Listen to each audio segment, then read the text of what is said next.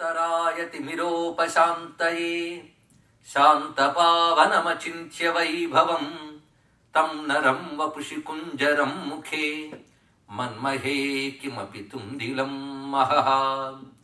శరణం కరవాణి శర్మదం తే చరణం వాణి చరాచరోపజీవ్యం కరుణామసృణైః కటాక్షపాతైః కురు మాం అంబ కృతార్థసార్థవాహం. శారదా శారదాంభోజవదనా వదనాంబుజే సర్వదా సర్వదాస్మాకం సన్నిధిః సన్నిధిం క్రియాత్.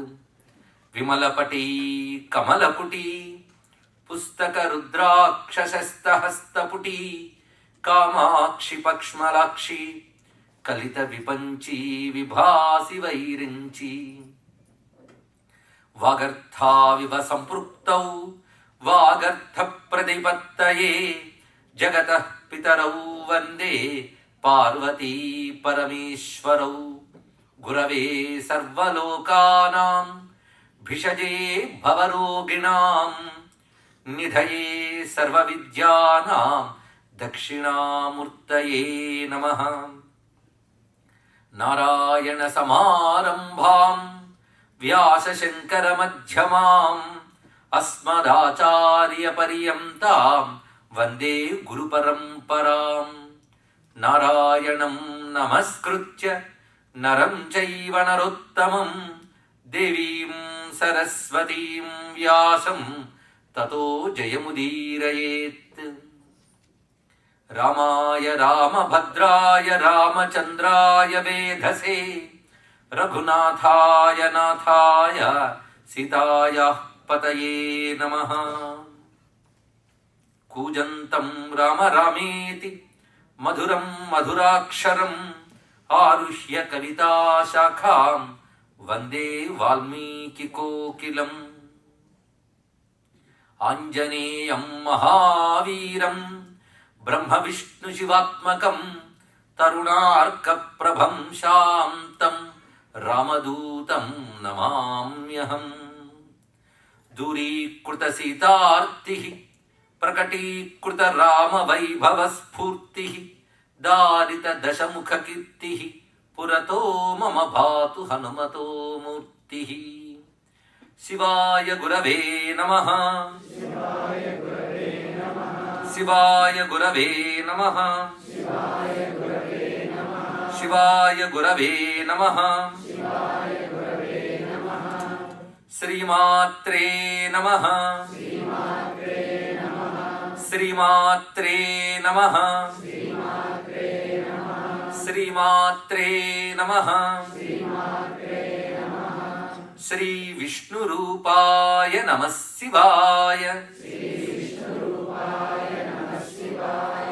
శ్రీ విష్ణురూపాయ నమః శివాయ. శ్రీ విష్ణురూపాయ నమః శివాయ. శ్రీరామ శరణం మమ. శ్రీరామ జయ రామ జయ జయ రామ. శ్రీరామ జయ రామ జయ జయ రామ. శ్రీరామ జయ రామ జయ జయ రామ. శ్రీ హనుమాన్ జయ హనుమాన్ జయ జయ హనుమాన్. శ్రీ హనుమాన్ జయ హనుమాన్ జయ జయ హనుమాన్. శ్రీ హనుమాన్ జయ హనుమాన్ జయ జయ హనుమాన్. శ్రీ హనుమాన్ జయ హనుమాన్ జయ జయ హనుమాన్. నమో మహద్భ్యో ఋషిభ్యో గురుభ్యో నమః. శ్రీ కార్యసిద్ధి హనుమత్ స్వామి వారికి శ్రీ సాంబ సదాశివునకు నమస్కరిస్తూ రామకర్ణామృత ప్రవచన మహాయజ్ఞం ఇవాళ 6వ రోజుకి చేరుకున్నది.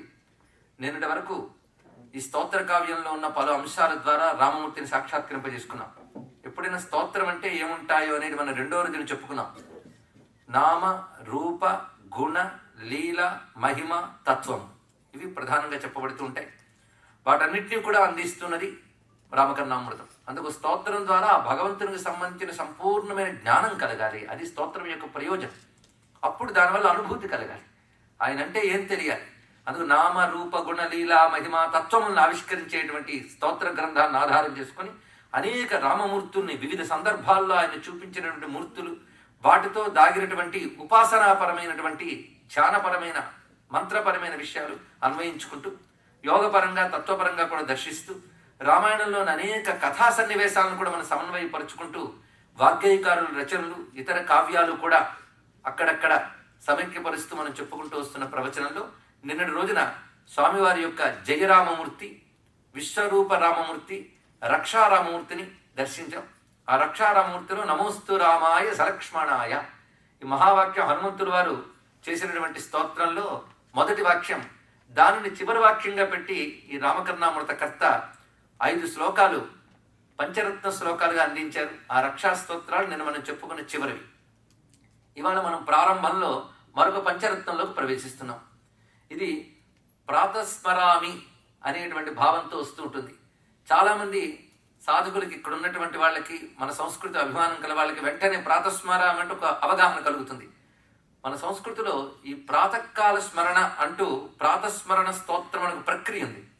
అది ప్రతి దేవతకి కనబడుతుంది. మీరు పరిశీలిస్తే అమ్మవారు కూడా ప్రాతస్మరామి లలితావదనారవిందం అని, అలాగే పరమేశ్వరుడికి కూడా ప్రాతస్మరామి పరమేశ్వరం అంబికేశం అంటూ శివునికి ఉన్నది. ఇలా ప్రతి దేవతకి ఒక ప్రాతస్మరణ స్తోత్రము అని కనబడుతూ ఉంటుంది. ఇది ప్రాతకాలం నిద్రలేస్తూనే ధ్యానం చేసుకుని తర్వాత ఇతర కార్యక్రమాలకి వెళ్ళడానికి ఈ స్తోత్రములు వాడుతూ ఉంటాం. ఇందులో ప్రధానంగా ముందు భగవంతుడి యొక్క ముఖాన్ని వర్ణిస్తారు, తర్వాత ఆయన యొక్క పాదములని, హస్తముల్ని వర్ణించడం, తర్వాత ఆయన నామమహిమని వర్ణిస్తారు, తర్వాత సంపూర్ణంగా ఆయన మూర్తిని వర్ణిస్తారు. ఇలా ఉంటుంది ప్రాతస్మరణ ఎప్పుడు చేసినప్పటికి కూడా. ప్రతి దేవతకి ఉండడంలో ఆ దేవతా భక్తులకి ఆ ప్రాతస్మరణ స్తోత్రం చాలా విశేషంగా ఉంటుంది.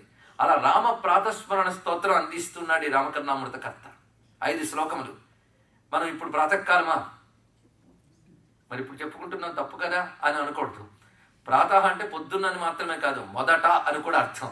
ఇవాళ ప్రవచనానికి ఇది ప్రాతకాలం, మొదటి సమయం కనుక మనం ప్రారంభంలోనే రామచంద్రమూర్తిని ధ్యానిస్తున్నాం. నిజానికి భావస్ఫోరకంగా చదవాలి. ఇది ఎప్పుడైనా స్తోత్రం భావం తెలిస్తేనే ఆ మూర్తి మన హృదయంలో పడుతుంది. అయితే భావం తెలియదు కానీ వదిలేవద్దు. ఏదోలా చదివితే ఎప్పటికో భావం భగవంతుని తెలియజేస్తాడు. ఎందుకంటే స్తోత్రంలో మరొకటి శబ్దశక్తి ఉంటుంది కనుక ప్రకంపనంలో ఒక అనుభూతి ఉంటుంది ఇక్కడ. అందుకు ముందు తెలియకుండా చదివినా ఎప్పటికప్పుడు తెలుసుకోవాలని మాత్రం తెలుసుకోవాలి. ఇప్పుడు మనం ఈ ప్రాత స్తోత్రం ద్వారా రామమూర్తి సంపూర్ణ స్వరూపాన్ని వాళ్ళ ప్రారంభంలోనే హృదయంలో ప్రతిష్ఠ చేసుకున్నాం. ఈ రామకర్ణామృతకర్త ఎన్ని రకాలుగా మనకి ఈ రామతత్వాన్ని, రామ ఉపాసనను అందిస్తున్నాడో పరిశీలించాలి. ఇక్కడ శంకరులని కొందరన్నా, కాదండి ఇంకెవరో మహర్షి అన్నా మనకేమీ ఇబ్బంది లేదు. మొత్తానికి 437 శ్లోకాల రామకర్ణామృతం. కర్ణామృతమే కాదు, మనస్సుకు కూడా అమృతం, జీవితానికి అమృతం. అయితే సందర్భం వచ్చింది కనుక కర్ణామృతాలు 3 ఉన్నాయి మనకు ప్రధానంగా. రామకర్ణామృతం, కృష్ణకర్ణామృతం, శివకర్ణామృతం అని 3 కర్ణామృతాలు ఉన్నాయి. కృష్ణకర్ణామృతం లోకంలో చాలా మందికి తెలుసు. లీలాసుకుల వారు రచించినది అత్యద్భుతమైనటువంటి గ్రంథం. అది సాక్షాత్ రాధాకృష్ణుల దర్శనం పొందిన సిద్ధపురుషుడు ఆయన. రెండవది ఈ రామకర్ణామృతం. మూడవది శివకర్ణామృతం. శివకర్ణామృతం రచించినది అప్పయ్య దీక్షితులు వారు. భరద్వాజముని అనే పేరుతో రచించారు. అదొక అత్యద్భుతమైన గ్రంథం. నా భాగ్యం ఏంటో గాని 3 గ్రంథాలపై విస్తారమైన ప్రవచనం చేసే అదృష్టం నాకు గురువుల దైవం లభించిందని తృప్తిగా ఇక్కడ చెప్పుకుంటున్నా. ఇక్కడ శివకర్ణామృతంలో కూడా శివ వైభవాలు ఎన్ని కనబడతాయో అదొక మాధుర్యం. కృష్ణకర్ణామృతం మరి చెప్పనక్కర్లేదు. ఇప్పుడు రామకర్ణామృతం మనకు చెప్పుకునే భాగ్యం లభించింది. ఇప్పుడు ప్రాతకాల స్మరణలోకి ప్రవేశిద్దాం. ప్రాతస్మరామి రఘునాథ ముఖారవిందం మందస్మితం మధుర భాషి విశాల ఫాలం కర్ణావలంబి చలకుండల గండ భాగం కర్ణాంత దీర్ఘనయనం నయనాభిరామం. మన సంస్కృతిలో విశేషం ఏంటంటే భగవద్ రూపధ్యానం ఒక ప్రక్రియ ఉంది. ఎలాగ ధ్యానం చేయాలి, దానికి ముందు అష్టాంగ యోగం ఎలా చేయాలి అని వివరిస్తూ ఈ ధ్యాన యోగ ప్రక్రియతో అన్వయిస్తూ భాగవతంలో మొదటి స్కంధాల్లో సుఖయోగింద్రుడు చెప్తాడు. ఆ ధ్యానం చేసేటప్పుడు ముందుగా శుద్ధమైనటువంటి పరిస్థితి కల్పన చేసుకుని ప్రాణాయామం చేసి మనసుని ఏకీకృతం చేసి అప్పుడు స్వామిని ధ్యానించమంటారు. అది పాదముల నుంచి వరుసగా ఒక్కొక్కటి భావన చేస్తూ వెళ్ళి ముఖం దగ్గర దృష్టి నిలుపు అని చెప్పారు. ఇక్కడ ఆ ముఖం భావ ప్రకటన స్థానం. మనం ఏమనుకుంటున్నాం అనేది ముఖం ద్వారా తెలుస్తుంది, ఇక దేని ద్వారా తెలియదు. అది రామచంద్రమూర్తి యొక్క ఆంతర్యం ఆయన ముఖం ద్వారా తెలుస్తుంది. అందుకు ముందు ఆయన ముఖాన్ని బాగా ధ్యానం చేశారు. ఇక్కడ ఆ ముఖం ద్వారా రాముని అనుగ్రహం ముందు పొంది తర్వాత రామస్వరూపం అంతా మనం దర్శించబోతున్నాం. రఘునాథ ముఖారవిందం అంటే రామచంద్రమూర్తి యొక్క ముఖపద్మం ఎలా ఉన్నదంటే మందస్మితం, చిరునవ్వుతో ఉన్నది. ఎప్పుడైనా దేవతని చిరునవ్వుతో ఉన్నట్లుగా ఎందుకు ధ్యానించాలో మనం మొన్న చెప్పుకున్నాం. ఆ దేవత మనకు సుముఖంగా ఉన్నాడు అనే భావం దానివల్ల కలుగుతున్నది ఇక్కడ. అంతేకాదు ఎప్పుడు దేవతలు నవ్వుతూనే ఉంటారు, మనం అప్పుడప్పుడు నవ్వుతూ ఉంటాం. రెండుకి చాలా బాధ ఉంది, భేదం ఉంది కదా. ఎప్పుడు నవ్వేవాళ్ళు వేరు, అప్పుడప్పుడు నవ్వేవాళ్ళు వేరు. అమ్మవారిని గురించి కూడా దరస్మేర ముఖాంబుజ అని చదువుతుంటాం. ప్రతి దేవతావర్ణంలో కూడా చిరునవ్వు. ఆఖరికి అమ్మ సీతమ్మ లంకలో ఉన్నప్పుడు రావణాసురుడు అంత కఠోరంగా మాట్లాడినప్పుడు అతను సమాధానం చెప్తూ కూడా శుచిస్మిత అని చెప్తాడు వాల్మీకి. అప్పుడు కూడా నవ్వుతోంది ఆవిడ. నవ్వు శుచిస్మిత అని మాట వేశారు ఇక్కడ. శుచిస్మిత అంటే శుచిగా నవ్వింది, అంటే మడికట్టుకు నవ్వింది అని అర్థం కాదు. ఇక్కడ నిష్కపటమైన నవ్వు అని అర్థం. ఇక్కడ నిష్కపటం, ఎటువంటి కల్మషము లేని చక్కని నవ్వు అది. అలాంటి నవ్వు మందస్మితం, చిరునవ్వు ధ్యానించాలి. అట్టహాసంలో ఉద్రేకం ఉంటుంది, చిరునవ్వులో ప్రశాంతత ఉంటుంది.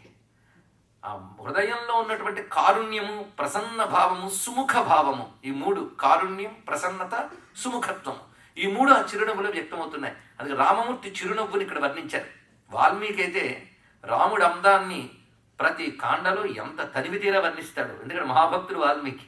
అందుకే అడుగడుగున రామమూర్తి మాట, రామమూర్తి నవ్వు, మాటి మాటికి రామమూర్తి మాట్లాడితే స్మితభాషి, స్మితపూర్వ భాషి, నవ్వుతూ మాట్లాడతాడు, మాటకు ముందు నవ్వు ఉంటుంది అంటూ రామమూర్తి మందహాస సౌందర్యాన్ని వాల్మీకి వర్ణిస్తాడు. ఎప్పుడు నవ్వుతూనే ఉంటాడు రామమూర్తి, ఆయన ప్రసన్నత లక్షణం. సచనిత్యం ప్రశాంతాత్మ అంటాడు అయోధ్యకాండలో. రాముడి మనస్సు ఎప్పుడు ప్రశాంత స్థితిలో ఉంటుంది. ఇక్కడ అది స్థితప్రజ్ఞుడైన మహాత్మునిగా సాధ్యమవుతుంది. రామచంద్రమూర్తి యొక్క స్థితి అది. అందుకే మందస్మితం మధుర భాషి, రాముని యొక్క మాట. అందుకే ఆ రాముని మాట గురించి వర్ణిస్తూ ఆ మాట, ఆ నవ్వు, ఆ చూపు అన్ని మాధుర్యములే అని వర్ణిస్తారు లావణ్య రామ అనే కీర్తనలో త్యాగయ్య. మధుర భాషి, పలుకు కండ చక్కెరను గేరుని పణతులార వినరే అని త్యాగయ్య కీర్తన ఉంది. పలుకు కండ చక్కెరను గేరుని అంటే కండ చక్కెర వలె అత్యంత మధురంగా ఉంటుంది ఆయన పలుకు.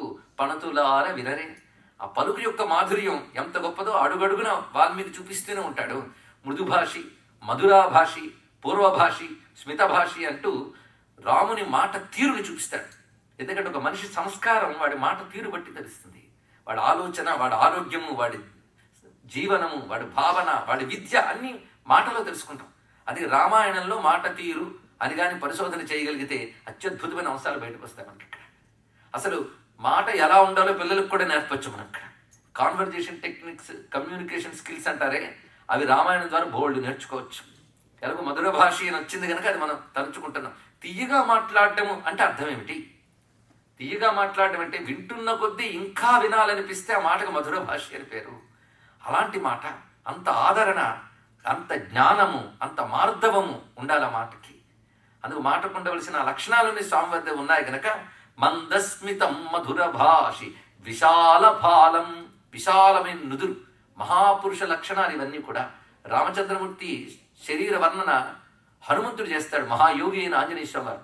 ఆ వర్ణన మనం సాముద్రిక శాస్త్ర ప్రకారంగా చూస్తే ఒక మహాయోగి ఎలా ఉంటాడు ఆ వర్ణన అందులో మనకు కనబడుతుంది. ఉత్తమ మహాపురుష సాముద్రిక లక్షణములన్నీ రామచంద్రమూర్తి శరీరంలో ఉన్నాయి. అదే విశాల ఫాలం, కర్ణావలంబి చల కుండల గండభాగం, ఆ చెవులకు కుండలాలు పెట్టుకున్నాడు. భారతీయ సంస్కృతిలో కుండలం ఒక సంస్కారం.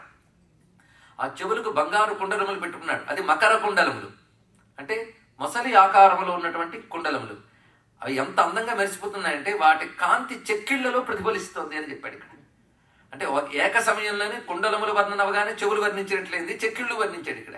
అంటే చెక్కిళ్ళు అద్దాల్లా ఉన్నాయి. అద్దాలంటే చెక్కిళ్ళు గనక చెవికున్న కుండలాలు దానిలో ప్రతిఫలిస్తున్నాయి అనే భావాన్ని చూపించారు అక్కడ. అదే నిగ నిగ మనుచు కపోల యుగము చే మెరయు మోము అన్న త్యాగ ఈ మాటను ఇక్కడ తలంచుకుంటే, కర్ణావలంబి చల కుండల గండ భాగం, కర్ణాంత దీర్ఘనయనం, విశాలమైన నేత్రములు, చెవుల వరకు ఉన్నాయా అన్నంత విస్తారముగా ఉన్నటువంటి నేత్రములతో ప్రకాశిస్తున్న ఆ ముఖము నయనాభిరామం, చూడడానికి అత్యంత సుందరముగా ఉన్నటువంటిది. అలా స్వామివారి యొక్క దివ్యమైన వదన ధ్యానమైంది. ఇప్పుడు చేతుల్ని ధ్యానిస్తున్నాం. ఎందుకంటే స్వామి చేతులు చాలా గొప్పవి, సకల జగత్తుని రక్షించగలిగినటువంటి హస్తములు ఇవి. ఆ హస్తముల వర్ణన నిజానికి ఇక్కడ మనం చెప్పుకుంటూ ఇంకో చోటు కూడా రామకర్ణామృతకర్త చేసేట్టు రెండు కలిపి ఇక్కడ చెప్పుకుందాం. చేతులు వర్ణిస్తాడు, పాదాలను వర్ణిస్తాడు. పాదవర్ణన మనం పాదుకా వర్ణనతో సహా చేశాం కనుక ఇప్పుడు చేతుల వర్ణనని ఈ సమయంలోనే దీనితో కలిపి అది కూడా గ్రహిద్దాం. ప్రాతర్నమామి రఘునాథకరారవిందం రక్షోగణాయ భయదం వరదం నిజేభ్యః యద్రాజసంసది విభిజ్య మహేశ చాపం సీతాకరగ్రహణ మంగళమాపసద్యః. ఆ చేతులు ఎన్ని పనులు చేసేయండి, ఎన్ని పనులు చేసాయో మా అన్నమైన అడిగితే చెప్తాడు. ఎందరికి అభయంబులిచ్చు చేయి కందువగు మంచి బంగారు చేయి అని ఒక చోట చెప్తాడు. ఇన్నిలాగుల చేతులివియపో కడు ఎన్నికెక్కిన చేతులివియపో అని మరొక కీర్తనలో చెప్తాడు. చేతులు మృదువైనవి, కఠినమైనవి. అంటే ఎవరి పట్ల ఎలా ఉండాలో అలా ఉంటాయన్నమాట. అది ఇక్కడ గునియుచు తను నెత్తుకొమ్మని తల్లిపై ఎనయజాచిన చేతులివియపో కినిసి గోవర్ధనగిరి పెల్లగించిన ఇనుము వంటి చేతులివియపో అని వర్ణించాడు. మనకి అప్పుడు కృష్ణుడు మళ్ళీ వచ్చాడు. మరి మధురం మధురం అన్నాం కదా. రెండు చేతులు చాచి నన్ను ఎత్తుకోండి యశోదమ్మ వైపు చాచిన మెత్తని చేతులు ఇవి. ఆ చేతులు పోని మెత్తమనే మనం ఫిక్స్ అయిపోదామా అంటే గోవర్ధనగిరి పెల్లగించిన ఇనుము వంటి చేతులు ఇవియపో. అందుకే ఆ చేతులకున్న రెండు లక్షణాలు, మార్దవత్వము, కాఠిన్యము రెండు ఉన్నాయి. అంటే ఎవరి పట్ల ఏ భావాన్ని ప్రకటిస్తున్నా చేతులు చూపిస్తున్నారు. రక్షోగణాయ భయదం, రాక్షసులకు భయాన్ని కల్పించేటువంటి చేతులవి. వరదం నిజేభ్యః, తన వారికి వరములిచ్చే చేతులు. తనవారు అంటూ భక్తులు, భగవంతుని వాడు అంటూ భక్తులని నీకెవరు కాదు. అందుకు భక్తులకు అభయం ఇస్తూ ఉంటుంది, వరములు ఇస్తూ ఉంటుంది. అందుకు అభయ వరద అన్నారు ఇక్కడ. వరమును అంటే కోరినవి ఇచ్చేవాడు, కోరినిచ్చేటువంటి చేతులవి కనుక వారికి భయాన్ని ఇస్తున్నాయి. రాక్షసులకి, భక్తులకి అభయాన్ని, వరాన్ని కూడా ప్రసాదిస్తున్నాయి. యద్ రాజసంసది విభిజ్య మహేశ చాపం. ఇప్పుడు మొదటి దానిలో రెండు పరస్పర విరుద్ధ భావాలు చూపించారు. ఒకటి అభయము, ఇంకోటి భయము, రెండు ఇవ్వగలిగే చేతులని. ఇప్పుడు అలాగే ఒక కాఠిన్యము, ఒక సౌకుమార్యము చూపిస్తున్నారు. యద్ రాజసంసది, గొప్ప గొప్ప రాజులు మహర్షులు ఉన్నటువంటి యజ్ఞ సభలో అద్భుతంగా శివధనుస్సును ఎక్కుపెట్టి విరిచినటువంటి చేతులు ఇవి అన్నారు ఇక్కడ. అటువంటిప్పుడు ఎంత శక్తివంతమైన చేతులు. పోనీ అంత కఠినమా అంటే సీతాకరగ్రహణ మంగళమాపసద్యః. సీతాదేవి చేతిని పట్టుకున్న చేతులు. ఆవిడ చేయి పట్టుకోవాలంటే చాలా జాగ్రత్తగా పట్టుకోవాలి. ఎందుకంటే రాముడికి ఎవరితో ఎలా ఉండాలో తెలుసు. అంత సుకుమారి అయినటువంటి సీతమ్మని పాణిగ్రహణ సమయంలో ఆ చేతిలో చెయ్యి వేసేటప్పుడు చాలా జాగ్రత్తగా వేశాడు. ఎందుకంటే ఆవిడ మృదువైనటువంటి తల్లి కనుక ఆ సీతామహాలక్ష్మి చేతిలో ఉంచిన ఆ చెయ్యికి నమస్కారం అన్నారు. అంటే ఒక్క చేతుల్ని ధ్యానించేటప్పుడు మొత్తం రామాయణం కళ్ళకు కనబడింది మనకి. ఆయన చేసిన రాక్షస సంహారం, ఆయన భక్తులకి అభయం ఇవ్వడం, శివధనుర్భంగం చేయడం, సీతమ్మ చెయ్యి పట్టడం. ఒక్కసారి ఆ చెయ్యి పట్టినప్పుడు సీతమ్మ ఎంత పులకించుంటుందో ఆలోచించారు ఇక్కడ. రామచంద్రమూర్తి హస్తస్పర్శ, తొలి హస్తస్పర్శ జరిగినప్పుడు సీతమ్మ ఆనందం ఎలా ఉంటుందో మరి చాగైనడు. దహరమ్ము కరుగ కరమును బట్ట జానకి తపమేమి చేసెను తెలియా అంటాడు. దహరమ్ము కరుగ కరమును బట్ట జానకి తపమేమి చేసెను తెలియా. ఆ చేతులు చెయ్యి వేయగానే ఆ సీతమ్మ మనసు కరిగిపోయింది. దహరం అంటే హృదయం, హృదయం కరిగిపోయింది ఆనందంతో. ఆ సీతమ్మ ఎన్ని పుణ్యాలు చేసుకుందో అన్నాడు. అంటే ఆయన అసూయ సీతమ్మ మీదకు కూడా వచ్చింది ఆ చెయ్యిని పట్టుకున్నందుకు. అంత చక్కని రామచంద్రమూర్తి యొక్క హస్తపద్మాలకు నమస్కారం. ఇక పాదపద్మాలకు ఇప్పుడు నమస్కారం చూపిస్తున్నాడు ఇక్కడ. అంటే మనకు సంపూర్ణ స్వరూపం కనబడుతుంది ఇక్కడ. ప్రాతర్నమామి రఘునాథ పదారవిందం. మీకు ఇచ్చిన మాట ప్రకారం చేతి వర్ణన ఇంకా పూర్తి చేయాలి నేను ఇక్కడ.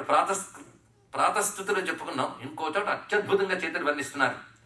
ఆ చేతులు ఏ తౌ తౌ దశ కంఠ కంఠ కదళీ కాంతార కాంతిచ్చిదౌ వైదేహీ కుచ కుంభ కుంకుమల సత్పంకారుణాలంకృతౌ విశ్వత్రాణ నిదాన సాధు సవన ప్రారంభయూపౌ భుజౌ దేయాస్తాం ఉరు విక్రమౌ రఘుపతే శ్రేయాంసి భూయాంసినః.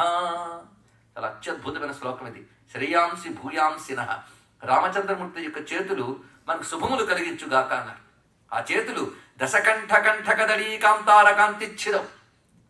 ఆ చేతులు ఎలాంటివంటే రావణాసురుడి 10 తలల్ని నరికేసి వాడు చక్కగా పెంచి పోషించుకున్నాడు, ఒక తోట పెంచినట్టు 10 తలకాయలు. అంత కఠినమైనటువంటి తలకాయలు అవి. వాడిని ఎంత సులభంగా కొట్టేయంటే కదలీకాంతారు, గొప్ప మాట అన్నాడు. అరటి చెట్లను నరికినట్టు నరికిసేట.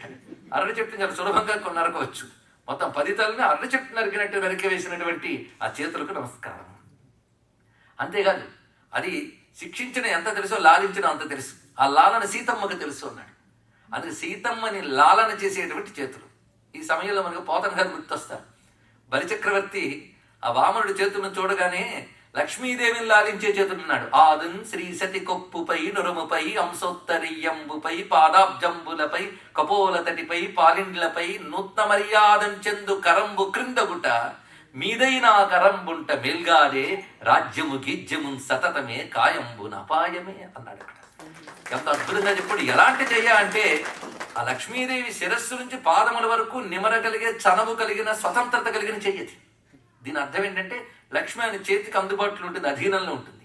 అలాంటి చెయ్యిని అదిరికొచ్చి చాచాడంటే అలాంటి వాడికి దానం చేసిన ఘనత నాకు కాక ఇంకెవరికి వస్తుంది అన్నాడు బలిచక్రవర్తి. అందుకే అవకాశం నేను పోగొట్టుకోను, పోతే పోయింది కానీ ఇది దానం ఇస్తానన్నాడు. ఎంత అత్యద్భుతమైన మాట. అందుకు లక్ష్మీదేవి ఆయన చేతికి నిరంతరం అందుబాటులో ఉంటుంది. ఆ లక్ష్మి ప్రస్తుతం సీతమ్మైనది. అటువంటి సీతమ్మని లాలించేటువంటి హస్తపద్మములు.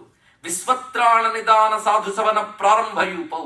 రామచంద్రమూర్తి స్వరూపాన్ని ఒక్కసారి ధ్యానిస్తే ఆ 8 అడుగుల ఆజానుబాహు అంటేనే మోకాళ్ళ వరకు చేతులున్నాయి. అంటే అంత విస్తారమైనటువంటి అందమైన చేతులవి. ఆ చేతులు స్తంభాల్లా కనబడుతున్నాయి అటు ఇటు కూడా. ఏమిటా స్తంభాలంటే యజ్ఞం దగ్గర యూపస్తంభాలను పెడతారు. అలా ఈ 2 చేతులు యజ్ఞంలో పెట్టిన యూపస్తంభాల్లా కనబడుతున్నాయి అన్నాడు ఇక్కడ. ఎందుకంటే రాముడు యజ్ఞమూర్తి కదా, చేతులు యూపస్తంభాలే కనబడుతున్నట్టు ఏ యజ్ఞం అది అన్నాడు ఇక్కడ. చాలా గొప్ప మాట.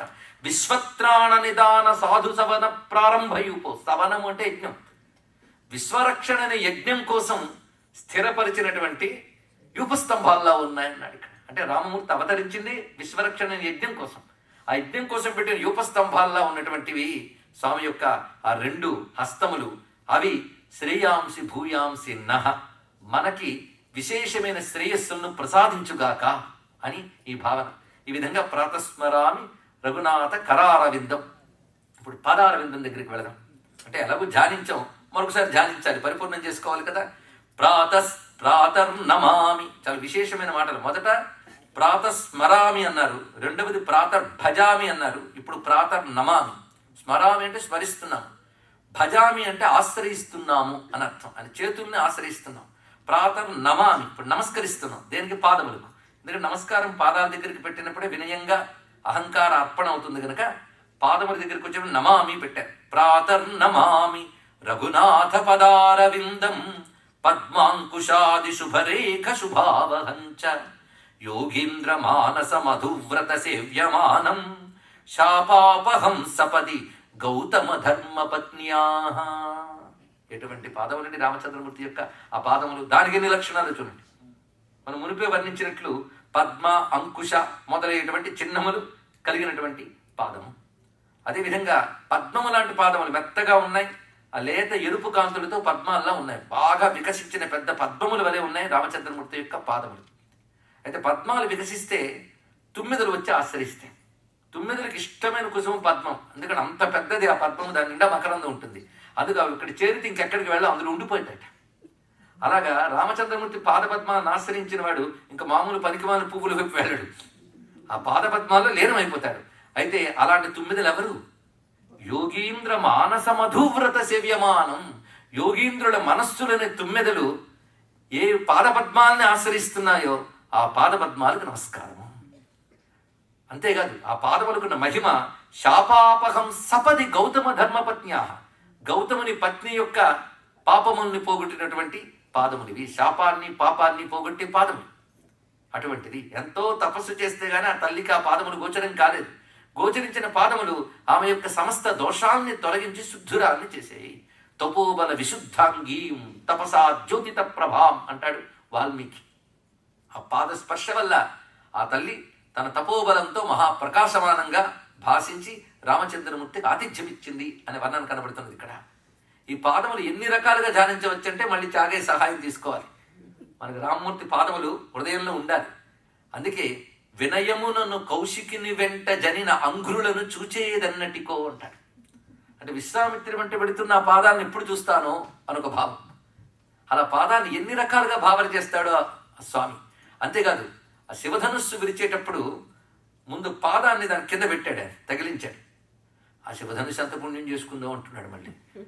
ధర్మాత్ము చరణంబు శోకధర శివచాపంబు తపమేమి చేసెనో తెలియ. ఆ తపమేమి చేసెనో తెలియ పెద్ద కీర్తన. ఆ చదివితే మొత్తం రావడం అంతా. అందరి మీద అసూయ, శివధనుస్సు మీద కూడా అసూయ. ఆ పాదాలు సోకడానికి ఎన్ని తపస్సులు చేసుకుందో ఆ శివధనువు. అటువంటి స్వామి యొక్క దివ్య పాద పద్మాలకు నమస్కారం చేసుకుంటూ ఇప్పుడు నామం. ఇంతవరకు వదనము, హస్తము, పాదము అయింది. ఇప్పుడు నామానికి నమస్కారం చేస్తున్నాడు. ప్రాతర్వదామి వచసా రఘునాథ నామ. ఆ రఘునాథుని నామాన్ని పలుకుతున్నాను ప్రాతకాలంలో. పలికితే ఏమవుతుంది? వాగ్దోషహారి. మనం చేసే మహాపాపాల్లో వాగ్దోషాలు ఒకటి. ఎందుకంటే పుణ్యం చేయడానికైనా పాపం చేయడానికైనా మనం మూడు పరికరాలు ఉన్నాయి, తెలుసుకోండి. ఇక్కడ ఒకటి శరీరం, మాట, మనస్సు. అంతేకాదు వీటి త్రికరణములు అంటారు. వీటితో పోగు చేసుకునేవి వీటితో అనుభవిస్తూ ఉంటాం, ఇంకోటి ఏం లేదు ఇక్కడ. అయితే తెలుసో తెలియకో వాక్కుతో చాలా దోషాలు చేస్తూ ఉంటాం. ఈ దోషాలు పోవడానికి భగవన్నామ స్మరణ చేయాలి. కొందరు అంటూ ఉంటారు, అంటే మనసులో అనుకుంటే చాలు కదండి ఈ పూజలు పురస్కారాలు అవసరమా అంటే, నువ్వు మనసుతోనే కదా చాలా వాడితో పాపాలు చేసావు కనుక అన్ని బాగు చేసుకోవాలి. ఇక్కడ శరీరంతో చేసిన పాపం పోవడానికి మనంతట మన శుద్ధులమై అర్చన కూర్చోవడం, అర్చన చేయడం వల్ల శరీరంతో చేసిన పాపాలు పోతాయి. స్తోత్రం వల్ల, నామ జపం వల్ల, వాక్కుతో చేసిన పాపాలు పోతాయి. అదేవిధంగా ధ్యానం వల్ల, స్మరణ వల్ల మనస్సుతో చేసిన పాపాలు పోతాయి. త్రికరణాలు శుద్ధి అయితే గానీ లోపల ఆత్మతత్వం సిద్ధి కాదు, తెలుసుకోండి. ఇక్కడ ఇవి తెలియకుండా ఏమంటే ఆత్మసాక్షాత్కారం జరిగితే చాలు కదండి పూజలు పునస్కారాలు కీర్తనలు ఎందుకండి అంటే, అది చెయ్యకుండా అడ్డుకుంటున్నవన్నీ కడుక్కోవడానికి ఇవి కావాలి. కనుక ఇది చాలా ప్రధానమైన అంశం ఇక్కడ. భగవన్నామ స్మరణ సర్వదోషనాశనం, అద్భుతమైన ఫలితాలు ఇస్తుంది. కానీ ముందు బాగు చేయాలి, తర్వాత కావలసిన ఫలాలు ఇవ్వాలి. వాగ్దోషాలు పోగొట్టడానికి భగవన్నామం కీర్తన చేయాలి. అందుకే సంకీర్తన చాలా విశేషమైన అంశం. నామ సంకీర్తన అంత గొప్పది. నోరారా రామ అంటే వాగ్దోషహారి, వాక్కుల దోషములు. ఎందుకంటే వాక్కుతో చేసిన దోషాలు ఏమిటి అంటే అసత్యం పలకడం, పరుషవాక్యాలు పలకడం, శాస్త్ర విరుద్ధంగా మాట్లాడటము, అమంగళములు మాట్లాడటం. 4 దోషాలు వస్తాయి. ఈ 4 దోషాల ఫలితాలు జన్మలు జన్మలు అనుభవించాల్సి వస్తుంది ఇక్కడ. కనుక తెలుసో తెలియకో, తెలిసి తెలియకో ఈ చేస్తున్న ఈ దోషాలు పోవాలంటే భగవన్నామం పలకాలి అనే మాట దీనిలో తెలుస్తుంది. వాగ్దోషహారి సకలం కలుషం నిహంత్రు. ఇందులో ముఖ్యంగా నామస్మరణకి ఎక్కువ ప్రాధాన్యం ఇస్తున్నారు. చూడండి, ఇక్కడ శరీరంతో చేసినవి ఉన్నాయి, మనస్సుతో చేసినవి ఉన్నాయి, మాటతో చేసినవి ఉన్నాయి. కానీ మాటకి ఎక్కువ ప్రాధాన్యం అనేది. మనస్సుకి శరీరానికి మధ్యలో ఉంటుంది మాట. మనస్సులో ఉన్నది బయటపడుతూ ఉంటుంది ఇక్కడ. అది మాట అనేది ఒక ద్వారం లాంటిది. కనుక దీన్ని బాగా చేసుకుంటే దీన్ని కూడా బాగు చేయగలుగుతుంది ఇది. అందుకే మనకు ఏమంటే ధ్యానం కుదరట్లేదండి అంటే అంత తెలుగు కుదిరితే యోగులు అయిపోతాం. ధ్యానం కుదరడం కొందరు అంటూ ఉంటారు, ఏమంటే జపం చేయమంటారు కానీ చేస్తూ ఉంటే మనసు నిలబడట్లేదండి, చేయడమా మారడమా అని. నిలబడకపోయినా చేయాలి జపం. అంటే మనసు నిలబడితే ధ్యానం అవుతుంది, అప్పుడు జపం ఎందుకు? జపతో నస్తి పాతకం. అందుకే అన్నిటికంటే గొప్పది వాక్కుతో చేసే సాధన. ఇది బాగా తెలుసుకోవాలి. అందుకే మన స్తోత్రాలు జపాలు చెప్పారు. స్తోత్రం అయితే కేవల వాక్కు, జపం అన్నప్పుడు మనస్సు వాక్కు కలిపి చేస్తుంది. పరిశీలించండి ఇక్కడ. జపం అన్నప్పుడు మౌనంగా చేయడం, ఇవి చేసినప్పుడు మనస్సు పనిచేస్తుంది. ఒకవేళ ధ్యానం కుదరకపోతే ధ్యాస కుదుర్చుకోవాలి. తలంచుకోవడం కూడా మానసిక స్మరణే. అందుకే స్మరణ అది మానసిక కార్యం, ధ్యానము మానసిక కార్యం. అది ధ్యానం కుదరకపోతే స్మరణ చేతనవ్వాలి. కాసింత స్మరణ చాలా అద్భుతమైన ఫలితాలు మనకి ఇస్తుంది. కాసింత నిప్పు చాలుదండి కొంప తగలబెట్టడానికి, అది కాసింత స్మరణ చాలు పాపాలు తగలబెట్టడానికి. ఇది తెలుసుకోవాలి ఇక్కడ. నిప్పై పాతకతూల శైలమడుచు నీ నామము అంటాడు ధూర్జటి. అందుకు కాసింత భగవత్ స్మరణ ఆయన రూపాన్నో నామాన్నో లీలనో తలంచుకుంటూ నామం పలకాలి. అందుకే సకల కలుషహంత్రు అన్నాడు ఇక్కడ.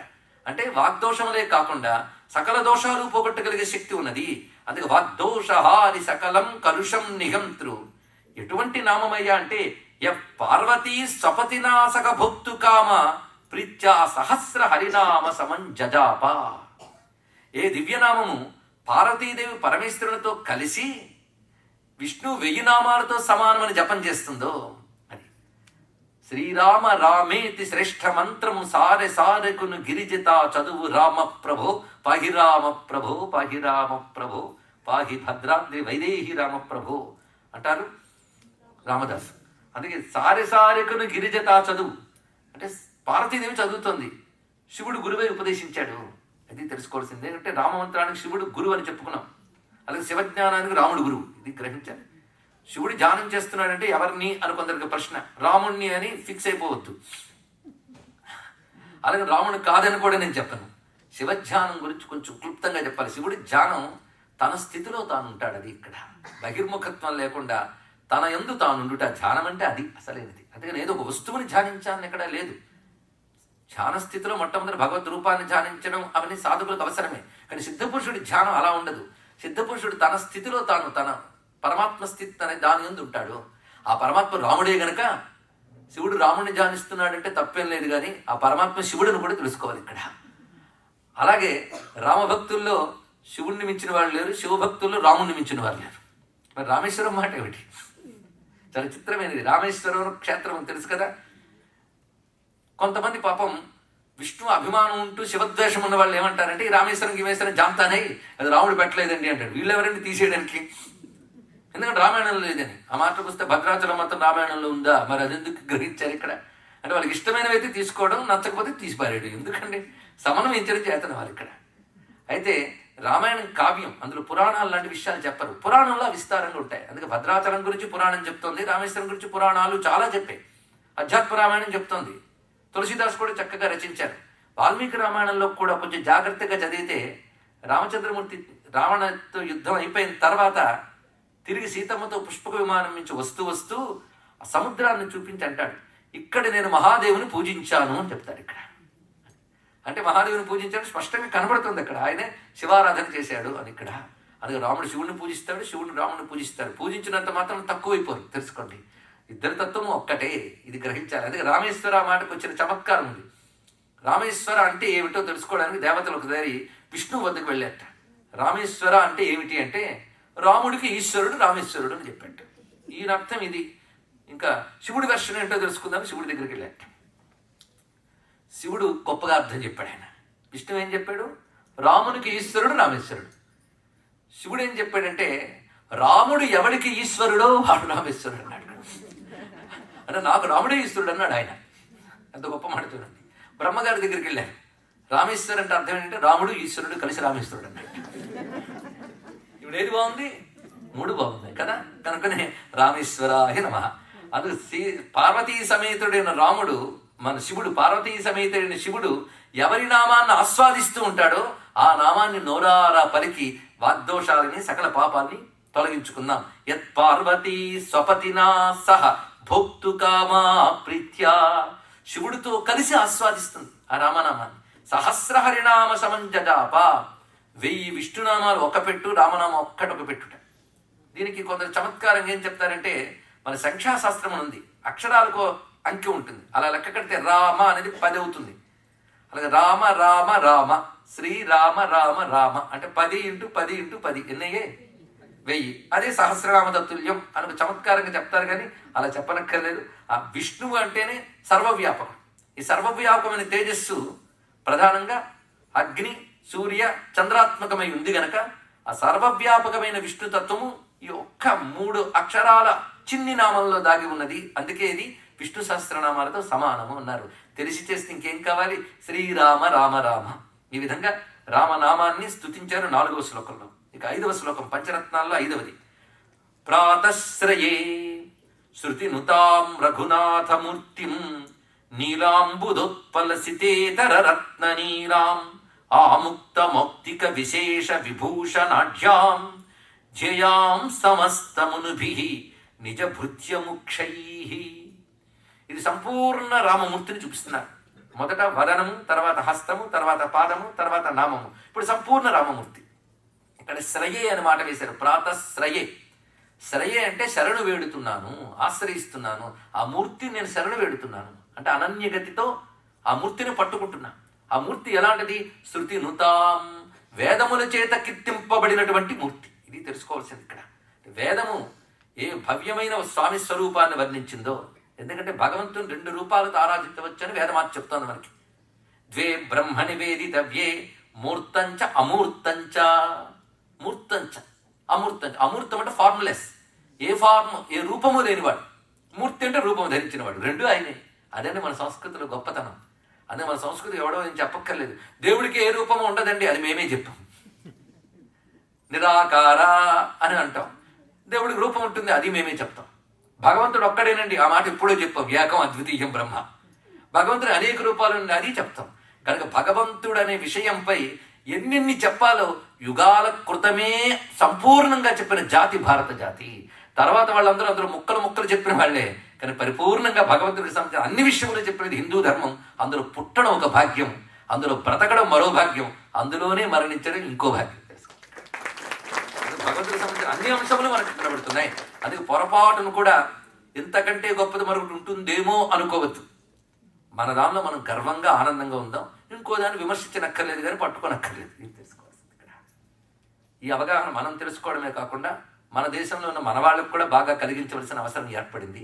ఎందుకంటే మనదైన వాటి విలువ మనకు తెలుసుకోలేకుండా బ్రతకడంలో భారత జాతి మొదటి ఉంటుంది. అవునా లేదా?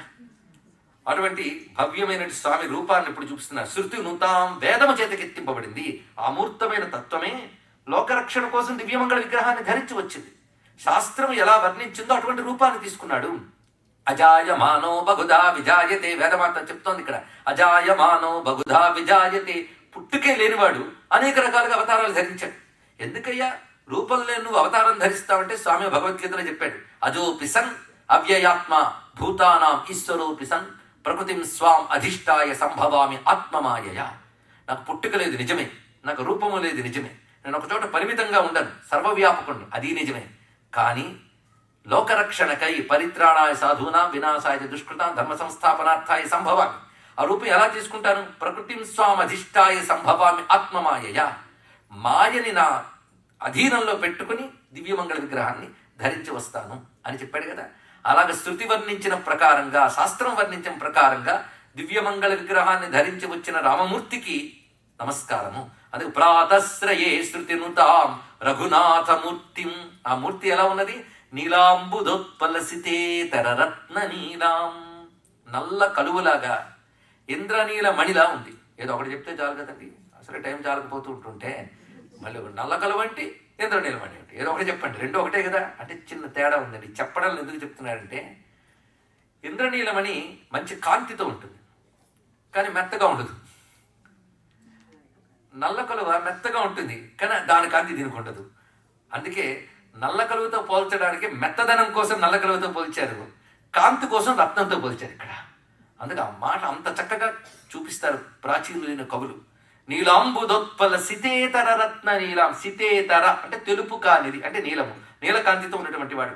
ఆముక్త మౌక్తిక విశేషణ భూషణాఢ్యం, చక్కని ముత్యాల మాలలు ధరించినటువంటి మూర్తి. ఇది భావిస్తే నిజానికి స్వామి మేనిపై ముత్యాల మాలలు, నీలమేఘశ్యాముని మేనిపై ముత్యాల మాలలు ఎలా ఉన్నాయంటే ఆకాశంలో నక్షత్రాలు ఉన్నాయి. అంత అందంగా ప్రకాశిస్తున్నటువంటి ఆ మూర్తిని ధ్యానించేవారెవరు? ఇప్పుడంటే మనం, కానీ ఎప్పుడు ధ్యానించేవాడు కొందరు ఉన్నారు. జేయం సమస్త మునిభి నిజ భృత్యముక్షై. ధ్యానించేవాళ్ళు ఇద్దరు, అంతర్ముఖులైనటువంటి యోగులు, ఆయన్నే ఆశ్రయించిన భక్తులు. వాళ్ళ ఇరువురి చేత ధ్యానింపబడేటువంటి దివ్యమంగళ మూర్తికి నమస్కారము. ఈ విధంగా ఈ 5 శ్లోకములు ఎవరైతే పఠిస్తారో నిత్యము, వారు రామానుగ్రహానికి పాత్రుడై ఇహలోకంలో సుఖాలు పొందడమే కాకుండా తర్వాత పరమమందు పరమపదానికి చేరుకుంటారు అని ఫలశ్రుతిని చెప్తున్నారు. శ్లోక పంచకమిదం నియత పఠేత నిత్యం ప్రభాత సమయే పురుష ప్రబుద్ధ శ్రీ రామ కింకర జనేషు సయేవ ముఖ్య. రామభక్తుల్లో ఈ ధ్యానం చేసిన వాడు గొప్పవాడు అన్నారు. అంటే వాళ్ళందరూ మనం గొప్ప రామభక్తులు అయిపోయాం. ఈ 5 చేసేవాడికి గొప్పవాడిని చెప్తున్నారు ఇక్కడ. భూత్వా ప్రయాతి హరిలోకం అనన్యలభ్యం, ఇతరులకు దొరకని హరిలోకాన్ని చేరుకుంటారు అని నమస్కరిస్తూ ఇక్కడ రామనామం గురించి మరొక్క మాట చెప్తున్నాడు, అద్భుతమైన మాట. రామ రామ తవ నామ జపంతః పామరా అపి తరంతి భవాబ్ధిం అంగసంగి భవదంగుళి ముద్రః కిం విచిత్రమతరత్ కపిరబ్ధిం. అయ్యా, ఒక కోతి సముద్రాన్ని దాటి అక్కడ వల్ల సాధ్యమవుతుందా? ఇది పెద్ద ప్రశ్న. ఎవరా కోతి? కోతి అని తీసిపారేయలేని కోతి, మహామర్కటం, హరిమర్కట మర్కటం ఆ స్వామివారు. ఆయన సముద్రాన్ని అవలీలగా దాటగలిగాడు. 100 యోజనాలు సముద్రం ఆయన ఒక్కడ తప్ప ఎవడు దాటలేడు. ఆయన వల్ల తప్ప ఎవరికి వల్ల కాదు, ఆయన అలా దాటగలిగాడు. ఇక్కడ ఈ భావానికి ఆధారం అధ్యాత్మ రామాయణం. అధ్యాత్మ రామాయణంలో ఈ సన్నివేశం చాలా అందంగా చూపిస్తాడు. మీరు హనుమాన్ చాలీసా చదువుతుంటారు కదా, కనీసం అదేనే మిగిలింది మనకి. ఎందుకంటే హనుమాన్ చాలీసా చదివి వేదం చదివి ఫీల్ అయిపోతుంటాం కనీసం. కానీ హనుమాన్ చాలీస నిజంగా అంత గొప్పది. అది ఒక్కటి చెప్పుకుంటేనే 11 రోజులు ప్రవచనం ఇవ్వడం జరిగింది. హనుమాన్ చాలీస ఒక్కటి అంత గొప్పది, సామాన్యం కాదు. అది హనుమంతు సూక్తం. అంత శక్తి లేకపోతే ఇంత వ్యాప్తి చెందదు. అటువంటి హనుమాన్ చాలీస అందించిన తులసీదాస్ గారికి నమస్కారం చేద్దాం. అందులో ఒక అద్భుతమైన మాట అన్నాడు, ప్రభుముద్రిక మేలిముఖమాహి జలది లాంగిగై అచరజనాహి.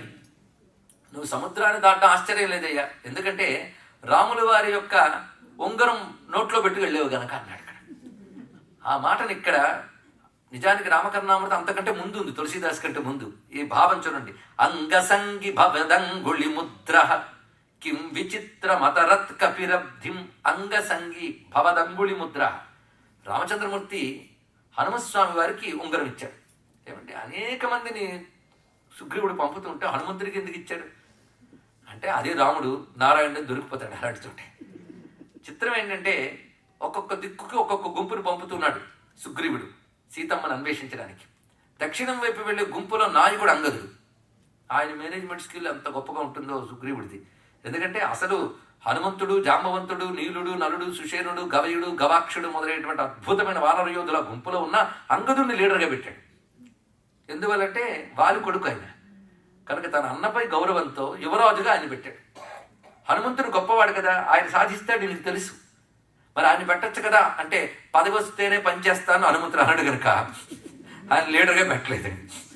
అని ఎలాగైనా చేస్తాడు ఆయన, కానీ ఇక్కడ గౌరవించాలి యువరాజుగా. ఎంత అద్భుతమైన విషయం చూడండి. ఇక్కడ హనుమంతుడి విషయంలో మాత్రం ఈ గుంపుని సిద్ధం చేసి రాముడు వారి దగ్గరికి వెళ్తాడు సుగ్రీవుడు. వెళ్ళి ఇదిగో ఈ గుంపు ఉంది, ఇందులో హనుమంతుడు తప్పకుండా సాధించుకొస్తాడని నా నమ్మకం అన్నాడు. నాకు అదే నమ్మకం అన్నాడు ఆయన. అని దగ్గరికి పిలిచాడు.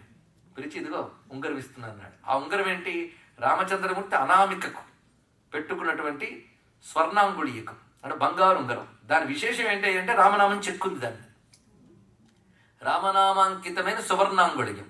సువర్ణం అంటే అర్థం ఏంటి, బంగారం. సువర్ణము అంటే మంచి అక్షరాలు. మరి రామ 2 అక్షరాలు మంచి అక్షరాలు కదా, సువర్ణమే, అన్ని విధాలు సువర్ణమే. అలా రామనామాంకితమైనటువంటి అంగుళీయకి ఇచ్చాడు. అంటే రామనామం ఇచ్చాడు. ఎవరిచ్చారు, రాముడే రామనామం ఇచ్చారంటే రామతారక మంత్రం రాముడు వారు హనుమంతుడికి ఉపదేశించారని అర్థం. అంటే ఇక్కడ సామాన్యం కదా. ఇక్కడ అది పట్టుకున్నాడు ఆయన. పట్టుకుని బయలుదేరాడు. ఇంకా ఆయనకు అసాధ్యమే ఉంటుందండి, అందరికంటే ఆయన ఎందుకు సాధించారంటే మీరు గొప్పవారు కదండి, మీరు హనుమంతుడితో అంటే నాదేం గొప్పతనం కదా రాముడు వారిది అంటాడు ఆయన. రాముడిని అడిగారు అనుకోండి, హనుమంతుడు గొప్పవాడు కనుక సాధించాడు అంటారు. వాళ్ళిద్దరికి అటువంటి ఉంటుంది చాలా గొప్పగా. హనుమంతుడిని అడిగితే గొప్పతనం అంతా రాముడిదే అంటాడు. ఇక్కడ ఆశ్చర్యం ఇది తెలుసుకోవాలి. ఇక్కడ దీన్ని పట్టుకుని వ్యాఖ్యానిస్తే శ్రీరామ రక్ష అంటే ఏంటో మనకు అర్థమవుతుంది. ఎలా రక్షించింది తెలుసా రామచంద్రమూర్తి నామం ఆయన్ని. ఇప్పుడు హనుమంతుడిని రామభక్తుడిగా చూస్తే మనం తెలుసుకోవాల్సిన అంశం, అంగసంగి భవదంగుళి ముద్ర అంటున్నాడు రామకర్ణామృత కర్త. నీ ఒంటికి అంటుకున్నటువంటి ఉంగరము, నీ పేరుతో ఉన్నటువంటి ఉంగరం పట్టుకెళ్ళాడు ఆయన. అటువంటప్పుడు సముద్రం దాటడం ఆశ్చర్యం ఉన్నది. ఇది చెప్తున్నాడు ఇక్కడ. ఈ మాట హనుమంతుడు సముద్రం దాటే ముందు అంటాడు. చాలా గొప్ప విషయం ఇది. అది అధ్యాత్మ రామాయణంలో కనబడుతుంది మనకి. అయ్యా అసలు పెద్ద సముద్రం ఒకటి ఉంది, ఆ సముద్రం దాటడం మహా కష్టం. అందుకే మనం దాటాలని ప్రయత్నం కూడా లేకుండా కూరుకుపోయి అందులో. దాని పేరేమిటయ్యా అంటే సంసార సముద్రం. ఇది అందరూ హాయిగా తడుపుకోకుండా చెప్తారు, అనుభవం. మరేం చేస్తారు, దీన్ని దాటడం మహా కష్టం. ఎందుకంటే మామూలు నీటి సముద్రమైనా కొంచెం క్లారిటీ ఉంటుంది. ఇది బురద సముద్రం. అంటే బురద సముద్రం అంటే లేద్దామనన్నా లోపల లాగేస్తూ ఉంటుంది ఊబిలాగా. అలాంటి బురద సముద్రం. ఇలాంటి సముద్రం మొత్తం విశ్వంలో ఎక్కడా దొరకదు, కానీ అది తప్ప దొరకట్లేదు మనకి. ఈ సముద్రానికి అద్భుతమైన మాట చెప్తుంది లలితా శాస్త్రం, సంసార పంక నిర్మగ్న సముద్ధరణ పండిత. అది సంసార పంకం అంటే బురద సముద్రం. దీనిలో మునిగి వాళ్ళని ఉద్ధరించడం మహా కష్టం. ఇక దాటడం ఇంకెక్కడ ఉన్నదండి. ఇక్కడ చిత్రం ఏంటంటే ఇలాంటి సంసార పంక సముద్రంలో పడ్డాం మనం. ఎప్పుడూ తెలియదంత. అందుకే సముద్రం అనిపించట్లేదు. పుట్టిన దగ్గర నుంచి దాంట్లోనే ఉంటే మరొక చోటు ఉందని కూడా తెలియదు మనకి. కానీ ఎన్ని పుట్టుకుల నుంచో దీనిలోనే పడి కొట్టుకుపోతున్నాం. పుట్టడం చావడం పుట్టడం, అదేగా సంసారం. చచ్చుచు పుట్టుచు మరణ చర్విత చర్వణులైన వారికి నచ్చపు చేయకడబడి గృహభరతులై విషయ ప్రవిష్టులై చెప్పారు పోతన్ గారు. అలాంటి సంసార సముద్రం దాటడానికి ఎంతో కష్టపడుతున్నాం, కానీ ఎక్కువ కష్టపడక్కర్లేదు. ఏ తారక మంత్రాన్ని పట్టుకుంటే దాటలేని సముద్రాన్ని కూడా దాటేయగలరో ఆ తారక మంత్రము రాముల వారిచ్చిన ఉంగరంతో పట్టుకున్న నేను ఒక 100 యోజనాల సముద్రాన్ని దాటడం ఎంత అనుకున్నట్టు హనుమంతుడు. చూడండి ఇక్కడ 100 యోజనాలు అంటే లిమిటెడ్, సంసార సముద్రం అన్లిమిటెడ్.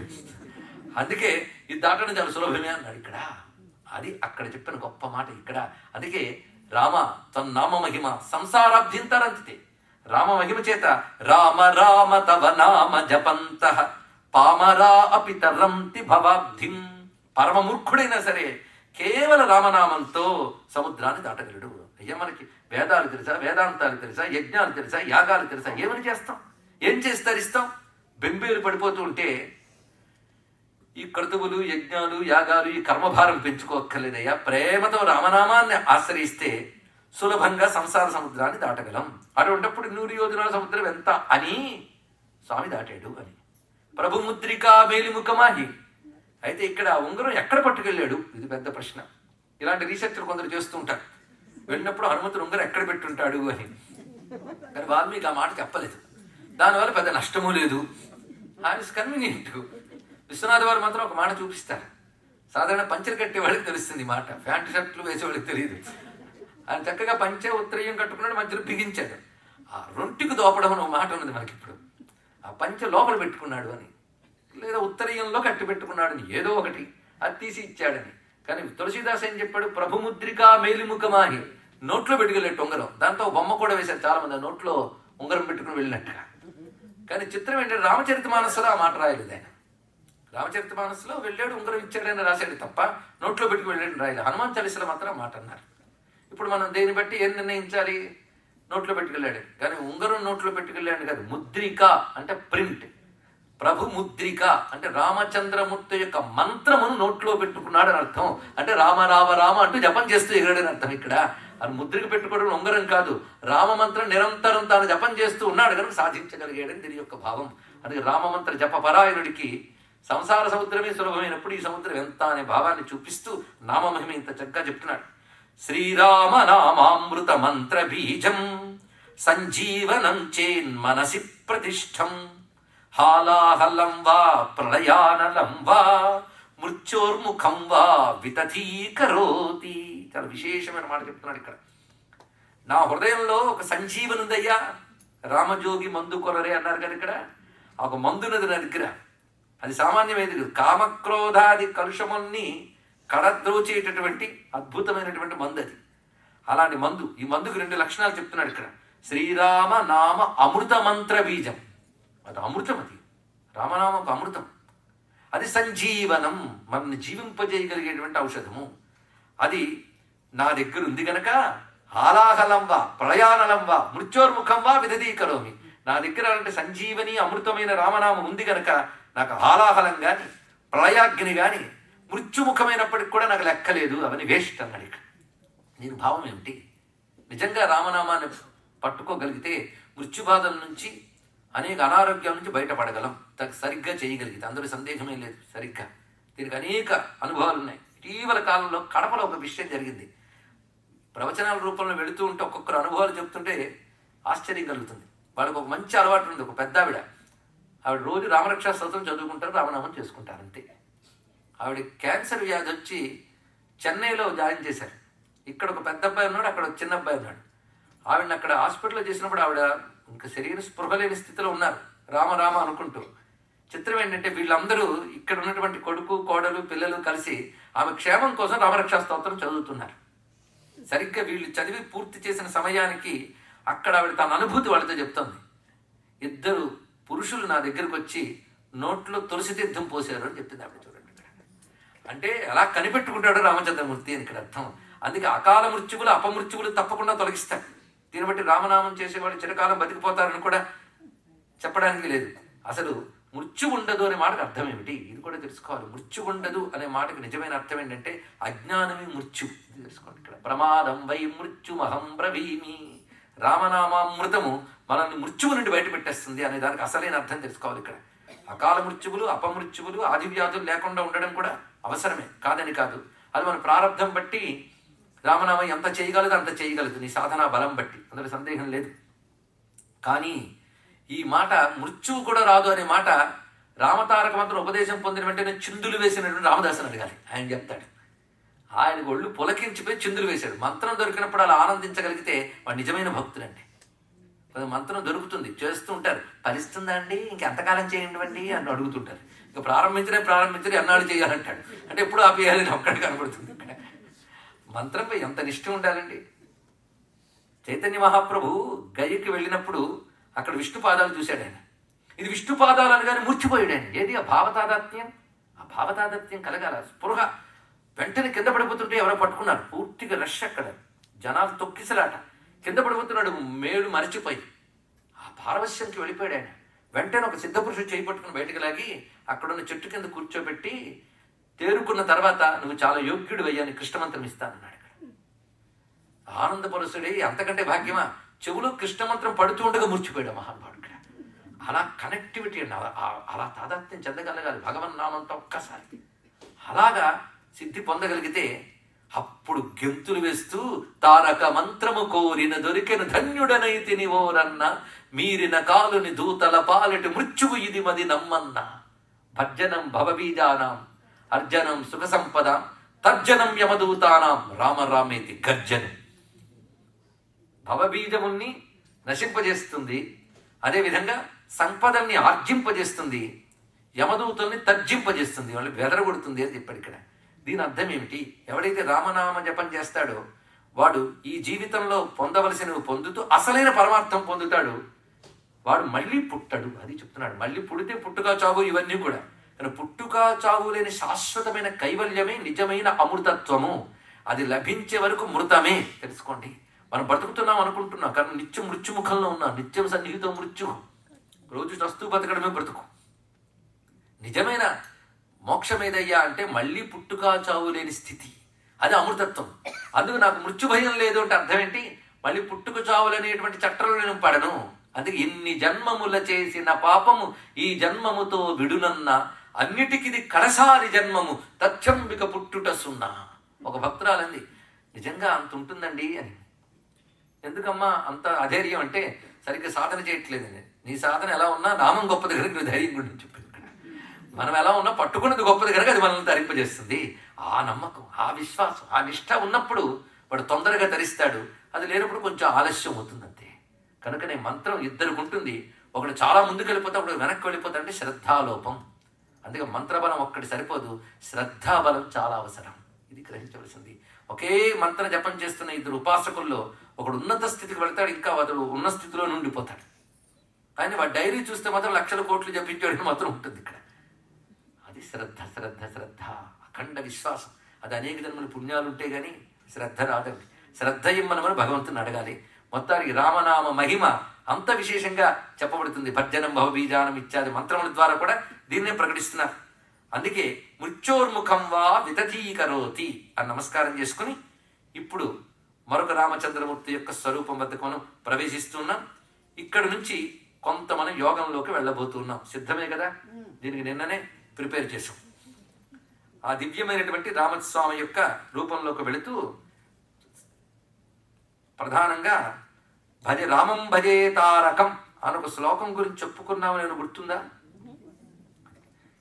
చాలా సిన్సియర్గా వింటున్న వాళ్ళు ఉన్నారని నాకు తెలుసు, కానీ మరొక్కసారి నాకు తృప్తి కోసం అడుగుతున్నా. రామం భజే తారకం మొదలు పెట్టి ఆపేశాం. ఎందుకంటే అబ్బో కథాకమామిషులు లేదు, డెప్త్లోకి వెళ్ళిపోతున్నాను, తిడతానని భయంతో ఆపేదంతే. అదొక నింద అయిపోయిందండి ఈ రోజుల్లో. అసలు విషయం చెప్తే ఆగ్రహించే వాళ్ళు ఎక్కువైపోయారు. కాలక్షేపాలే కావాలి. కానీ ఎప్పుడు ఇంతకాలం కాలక్షేపం, అసలు విషయాలు లేకపోతే ఋషుల వాంగ్మయం అంతా ఏమైపోతుంది? అది తెలుసుకోండి. లేని చెప్పట్లేదు, ఉన్నది తీసుకొని చెప్తున్నాను. అది ఇక్కడ అది ఉన్నది పక్కన పెట్టేసి ఏదో కథలు కాలక్షేపాలు చేస్తే మీరు చప్పట్లు కొడతారు, నేను ఆనందంగా వెళ్ళిపోవచ్చు. ఏం ప్రయోజనం? అక్కడ ఒప్పుకున్నప్పుడు దానిలో ఏముందో నేను చెప్పాలి, అంతే కదా. లేని చెప్తున్నానా? కొంతమంది డైరెక్ట్గా సబ్జెక్టుకి వెళ్ళిపోతాడండి, నింద. సబ్జెక్ట్ లేకపోతే దేనికి వెళ్తారండి? ఎందుకంటే సమయం సరిపోవట్లేదు మనకి సబ్జెక్ట్ చెప్పుకోవడానికి. కానీ ప్రతి క్షణం విలువైనదని, ప్రతి క్షణం లోపలికి ఆ ఋషులు చెప్పిన విషయం లోపలికి ప్రవేశించాలి, లేకపోతే ఎలా తెలుసుకుంటాం? ఎంత అపారమైన వాంగ్మయం ఉంది. ఆ తపన అర్థం చేసుకోండి దయచేసి. నారాయణం చెప్పుకున్న, భాగవతం చెప్పిన, రామాయణం చెప్పిన, శివకర్ణామృతం చెప్పిన, శివానంద లహరి చెప్పిన, పతంజలి యోగశాస్త్రం చెప్పిన, బ్రహ్మసూత్ర భాష్యం చెప్పిన, భగవద్గీత చెప్పిన, ఎంత అపారమైన వాంగ్మయం భారతదేశానికి ఉంది. ఇంత వాంగ్మయాన్ని ఏదో 4 ఆధునిక చదువులు చదివి ఇదేదో విశ్వాసాల పుస్తకం తోసి పారేశాం, కానీ ఒక్కడైనా ఒక్క పేజీని చదివేడా చెప్పండి. ఇక్కడ మన మతాన్ని అవమానిస్తూ తిరుగుతూ మేధావులు అనుకుంటున్న వాళ్ళందరికీ సూటి ప్రశ్న, ఒక్కడైనా చదివేరా? పుస్తకం ఇస్తే వెనక నుంచి తిప్పాలో ముందు నుంచి తిప్పాలో తెలియని స్థితిలో ఉన్న వాళ్ళు వాడి గురించి మాట్లాడుతున్నారు. అవునా లేదండి? ఇక్కడ ఎంత వాంగ్మయం, ఎంత అద్భుతమైన జ్ఞానం. వీటిని గ్రహించకుండా వేదంలో ఏముంది అంటాడు. వీడు ఏం చదివాడండి? ఒక్క వేదం అర్థం చేసుకుని 12 ఏళ్ళు పడుతుంది. అపారమైన వాంగ్మయం, వ్యసనపర జీవితం గడుపుతూ మహావాంగ్మయాల గురించి తేలిగ్గా మాట్లాడుతున్న పాపాత్ముని దయచేసి ఈ సమయంలో మన మనసులోకి రానివ్వద్దని ప్రార్థన చేస్తూ, ఒక్కసారి నా దేశంపై, నా ధర్మంపై, నా గ్రంథాలపై ప్రైడ్, గర్వభావం కలగాలి. అది తెలుసుకోండి. ఎంత వాంగ్మయ రాశి ఎక్కడా లేదు. దేవుడు పురాలైన మహానుభావుడు మాట్లాడుతున్నాడు. భారతదేశంలో సంస్కృత భాషలో పుట్టినవి, భారతదేశపు లోకల్ లాంగ్వేజెస్లో దేశ భాషల్లో పుట్టిన వాంగ్మయం అంతా రాసిపోసినప్పటికీ కూడా ఒక దగ్గర పెడితే మన గ్రంథాలు వెలవెలబోతాయని చెప్పాడు పాశ్చాత్యులు. తెలుసుకోండి, ఇక్కడ అంత అపారమైన జ్ఞానానికి మనం వారసులం. హిందూ మతం nothing but knowledge, knowledge, knowledge, మియం నాలెడ్జ్. తెలుసుకోండి, it's not based on beliefs, it's based on knowledge. ఆ గర్వం మనం కలగాలి, మన పిల్లలకు కలిగించాలి. తెలుసుకోండి ఇక్కడ. లేకపోతే వాడు వెళ్ళే ప్రార్థనా మందిరము, వీడు వారానికి ఒకసారి ఏడ్చే ఏడుపు స్థలము, మా ఆలయాలు ఒకటే అనే భ్రాంతిలోకి వెళ్తాం. తెలుసుకోండి, మన విజ్ఞానం వేరు, మన సంస్కృతి వేరు. మనది మతం కాదు, విజ్ఞానం. మనది ఒక అద్భుతమైన జీవన విధానం. ఇది గ్రహిస్తూ ఈ అద్భుతమైన విషయంలోకి ప్రవేశిస్తున్నాం. నేను భయపడి ఆపుకున్న సబ్జెక్టులోకి వెళ్తున్నాం. మూలాధార ధనంజయ స్ఫుటపటు జ్వాలా సమాలింగితం. ఈ శ్లోకములు గుర్తు చూస్తే ఉదాత్త స్థాయిలో ఉంటుంది. రూపవర్ణాలు ఇవన్నీ దాటిపోయాడు ఇక్కడ. అంటే ఏ కవి భగవంతుని రూపాన్ని వర్ణిస్తూ, నామాన్ని వర్ణిస్తూ ఆనందంగా కీర్తించాడో ఆ కవి, ఆ భక్తుడే యోగ శాస్త్రంలో 6 చక్రాలని వర్ణిస్తూ చెప్తున్నాడు. ఆ భక్తుడే వేదాంతత్వాన్ని చెప్తున్నాడు. అంటే ఈ 3 విరుద్ధములు కాదు, ఒకదానికోటి సమన్వయం ఉన్నది అని తెలిసిన ఒక అద్భుతమైన భక్తుడు రామకర్ణామృత కర్త. అందుకే ఆదిశంకరులే రచించారేమో అనిపించడానికి కారణం ఇలాంటి శ్లోకాలు. మూలాధార ధనంజయ స్ఫుటపటు జ్వాలా సమాలింగితం మూర్ధన్యాంత శశాంక మండల గతం క్షీరాభిషేక ప్రియం ముక్తాశోభిత మౌళిభిర్మునివరై ఆరాధితం భావయే ప్రఖ్యాతైస్త్రిగిణైర్జనాధిపగణై శాఖామృగైర్ దైవతై. ఈ శ్లోకం సంపూర్ణమైన యోగం ఇందులో పెట్టాడు. తర్వాత విడివిడిగా ఒక్కొక్కటి చూపిస్తాడు. ఇది సంపూర్ణ సమిష్టి శ్లోకం అని చెప్పుకోవచ్చు. కలెక్టివ్గా చెప్పాడు ఇక్కడ యోగాన్ని. మూలాధార ధనంజయ స్ఫుటపటు జ్వాలా సమాలింగితం. ఇప్పుడు మనం థియరిటికల్గా చెప్పుకుంటున్నాం, ప్రాక్టికల్గా కాదు. వింటున్నప్పుడు జాగ్రత్తగా వింటే చాలు. ఇక్కడ సాధన చేసేటప్పుడు, సాధన పక్వదశకు వచ్చినప్పుడు మూలాధారం నుంచి జాగరణ జరుగుతుంది. ఆ చైతన్యం యొక్క జాగరణ. దాన్ని మీరు కుండల్ని అనండి, ఏ పేరు పెట్టండి, చైతన్య జాగరణ జరుగుతుంది. ఆ జాగరణ జరిగినప్పుడు ఒక జ్వాల వలె వస్తుంది అక్కడ. అదే మూలాధార ధనంజయ. ధనంజయం అంటే అగ్ని, అగ్ని జ్వాల. ఈ మాటే స్వపిషి కొలకుండే కుహరణి అన్నారు శంకరుడు. సరిగ్గా మనకి సౌందర్యలహరిలో శ్లోకాలు ఇక్కడ శ్లోకాలు గుర్తుకొస్తుంటాయి. అలాగే విశుద్ధ చక్రము, ఆజ్ఞాచక్రము, ఈ శ్లోకముల గుంపు ఉందో సౌందర్యలహరిలో, ఇక్కడ కూడా అలాగే రాబోతోంది. ఇక్కడ తటిల్లేఖాదన్వీం తపన శశి వైశ్వానరమయీం నిషణ్ణాం షణ్ణామప్యుపరి.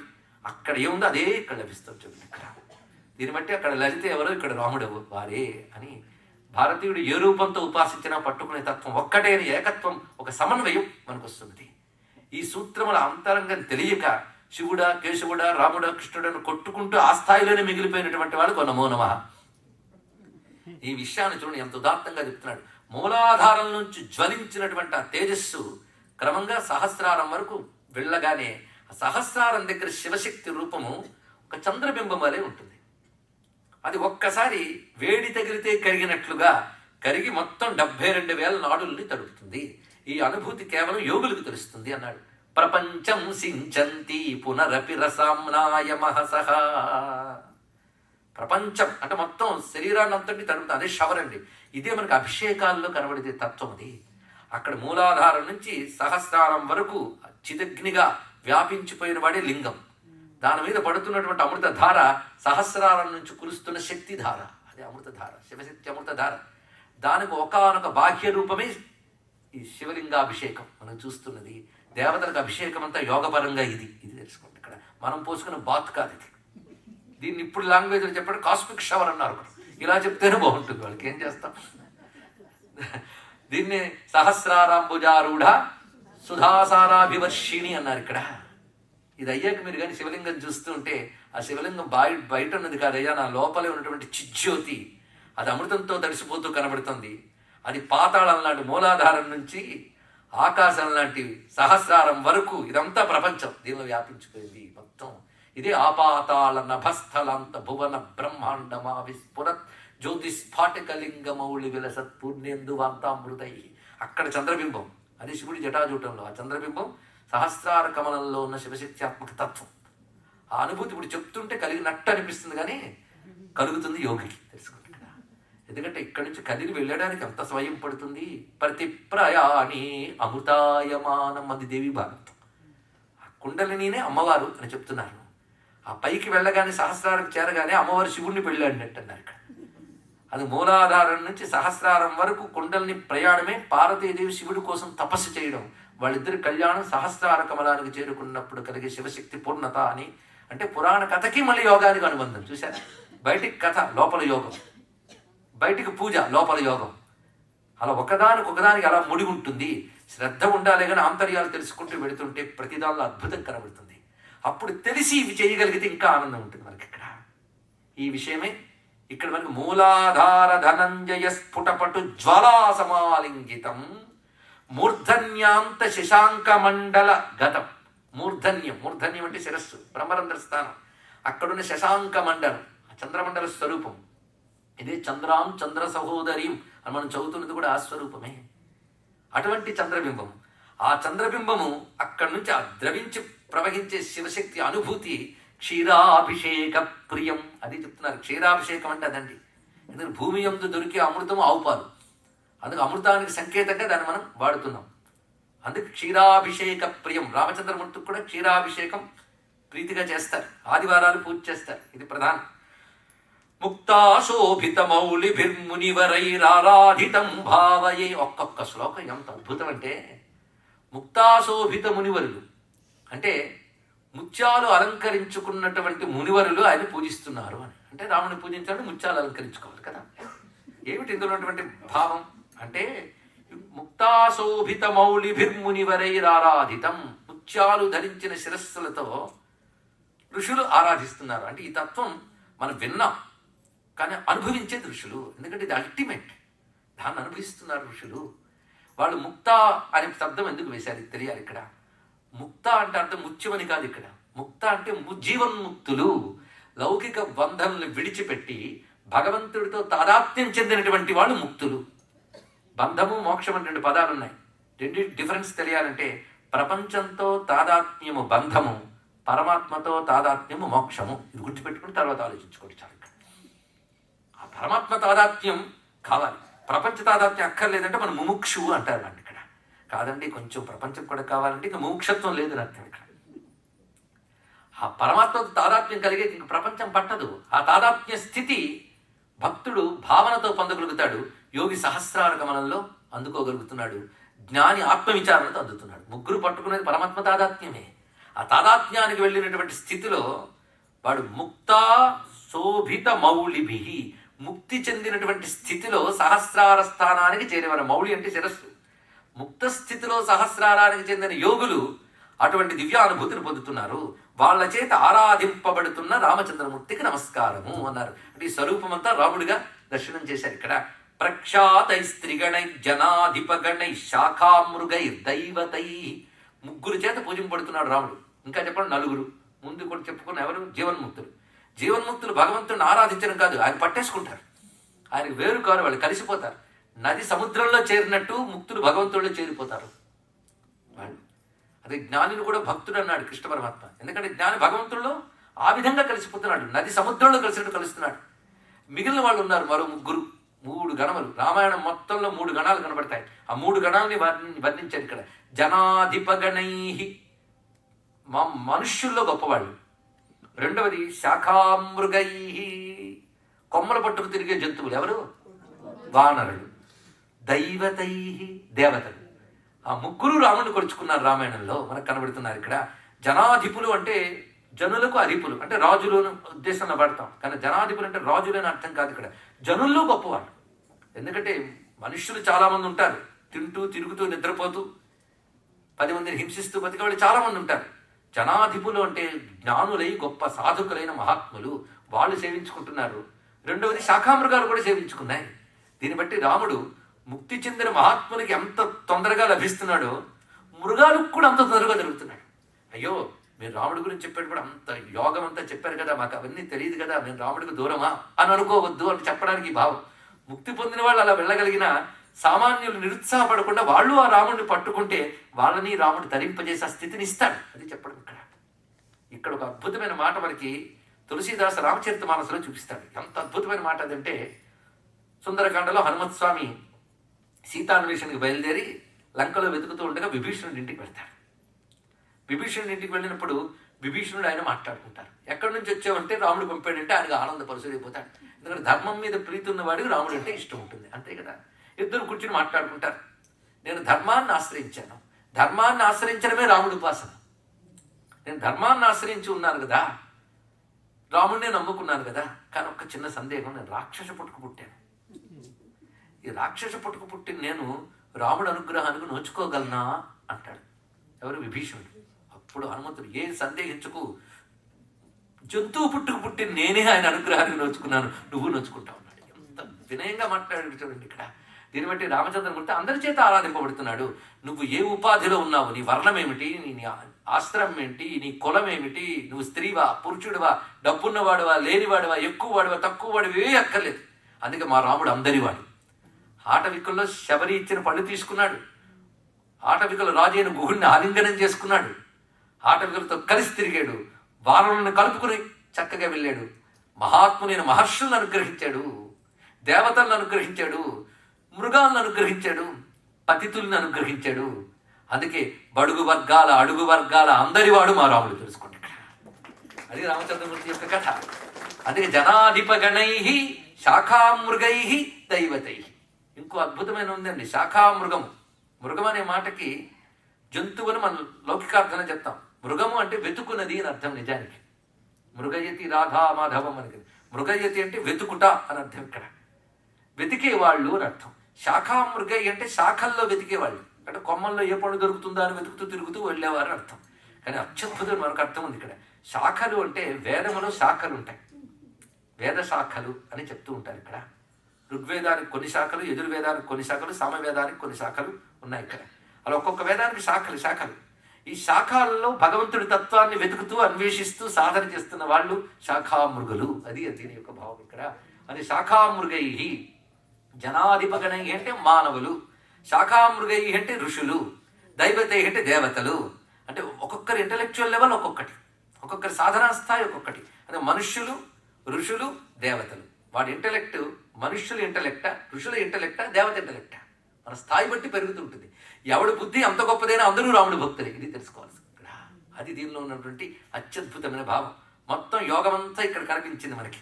మూలాధారం నుంచి సహస్రారం వరకు అప్పుడే అమృతస్రావము మొదలైన అనుభూతులు కలిగే అటువంటి స్వరూపానికి నమస్కారం చేసుకుంటూ ఇప్పుడు తారకం భజే అనే దానిలో మరొక శ్లోకానికి వెళ్తున్నాం. తారం తారక మండలోపరిలస జ్యోతిస్ఫురత్ తారకాతీతం. ఈ శ్లోకాలు వింటూ ఉంటే అంత మధురంగా ఉంటాయి. ఒకే పదంతో చూపిస్తాడు, ఒక అక్షరంతో. మనం చదువుకున్న మజ్జీవం మదనుగ్రహం మదదీపం మద్భావనం మత్సుఖం. ఎవరికైనా పొరపాటును గుర్తుండొచ్చు కదా. ఇప్పుడు తారం తారక మండలోపరిలస జ్యోతిస్ఫురత్ తారకాతీతం తత్వమసీతి వాక్యమహిమాధారం తటిత్ సన్నిభం తత్వజ్ఞాన పవిత్రిత త్రిభువనం తారాసనం తద్గతం తారాంతధ్రువమండలాబ్జరుచిరం రామం భజే తారకం.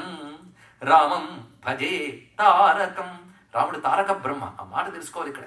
తారకం అంటే మోక్షం, మోక్షస్వరూపం. అందుకే రామనామం జపం చెయ్యగా వాడి మనస్సు మెత్తబడి సద్గుణాలు వర్ధిల్లి క్రమంగా వివేక వైరాగ్యాలు కలిగి బ్రహ్మజ్ఞానం పొంది మోక్షం పొందుతాడు. అలా ట్రీట్ చేస్తుంది రామనామం. తెలుసుకోండి, రామభక్తులను అలా తరింపజేస్తుంది. అందుకని మోక్షకారక మంత్రమైంది. తారం, తారం అంటే తారక రూపుడు అని అర్థం. తారం అంటే తరింపజేయునది, ఇదండి అర్థం ఇక్కడ. తార శబ్దానికి అర్థం తరింపజేయునది, దాటిస్తుంది. ఇందాక చెప్పుకున్నాం, దేని నుండి దాటిస్తుంది? సంసార సముద్రం నుంచి దాటిస్తుంది. మిగిలినవి ఈ కోరిక తెచ్చుకోవడం, ఆ కోరిక తెచ్చడం అలాంటిదంటే తీసి మళ్ళీ ముంచడం లాంటిది.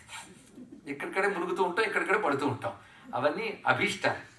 మోక్షం అనేది ఏకంగా దాటించడమే. అందుకే తారం. తారక మండలోపరిలస జ్యోతిస్ఫురత్ తారకాతీతం. చాలా గొప్ప విషయం ఇక్కడ. తారక మండలానికి పైన ఏదుందో దానికి కూడా పైన ఉన్నవాడు అన్నారు ఇక్కడ. తారక మండలం అంటే మనం చూస్తున్న నక్షత్ర మండలం, దానికి పైన ఇంకంత అనంత విశ్వం ఉందో, ఈ విశ్వానికంతటికి పైన ఆయన ఉన్నాడు. అది తెలుసుకోవాలి ఇక్కడ. ఎందుకంటే విశ్వమంతా తన అధీనంలో ఉన్నప్పుడు విశ్వమంతా నిండిపోయి ఉన్నాడు, విశ్వానికి అతీతంగా ఉన్నాడు. ఆ విషయమే లోకంబులు లోకేశులు లోకస్తులు తెగిరుతుది నలోకంబగు పెంజీకటికి అవ్వల ఎవ్వండే కాకృతి వెలుగు అతని నేసే వింతున్ వేదాహమేతం పురుషం మహాంతం ఆదిత్యవర్ణం తమసస్తు పారే. మొత్తం విశ్వానికి పైన ఒక డార్క్నెస్ ఉందిట, అది ఊహకు కూడా అందదు. దాన్ని వర్ణించగలిగింది హిందూ మతం మాత్రమే.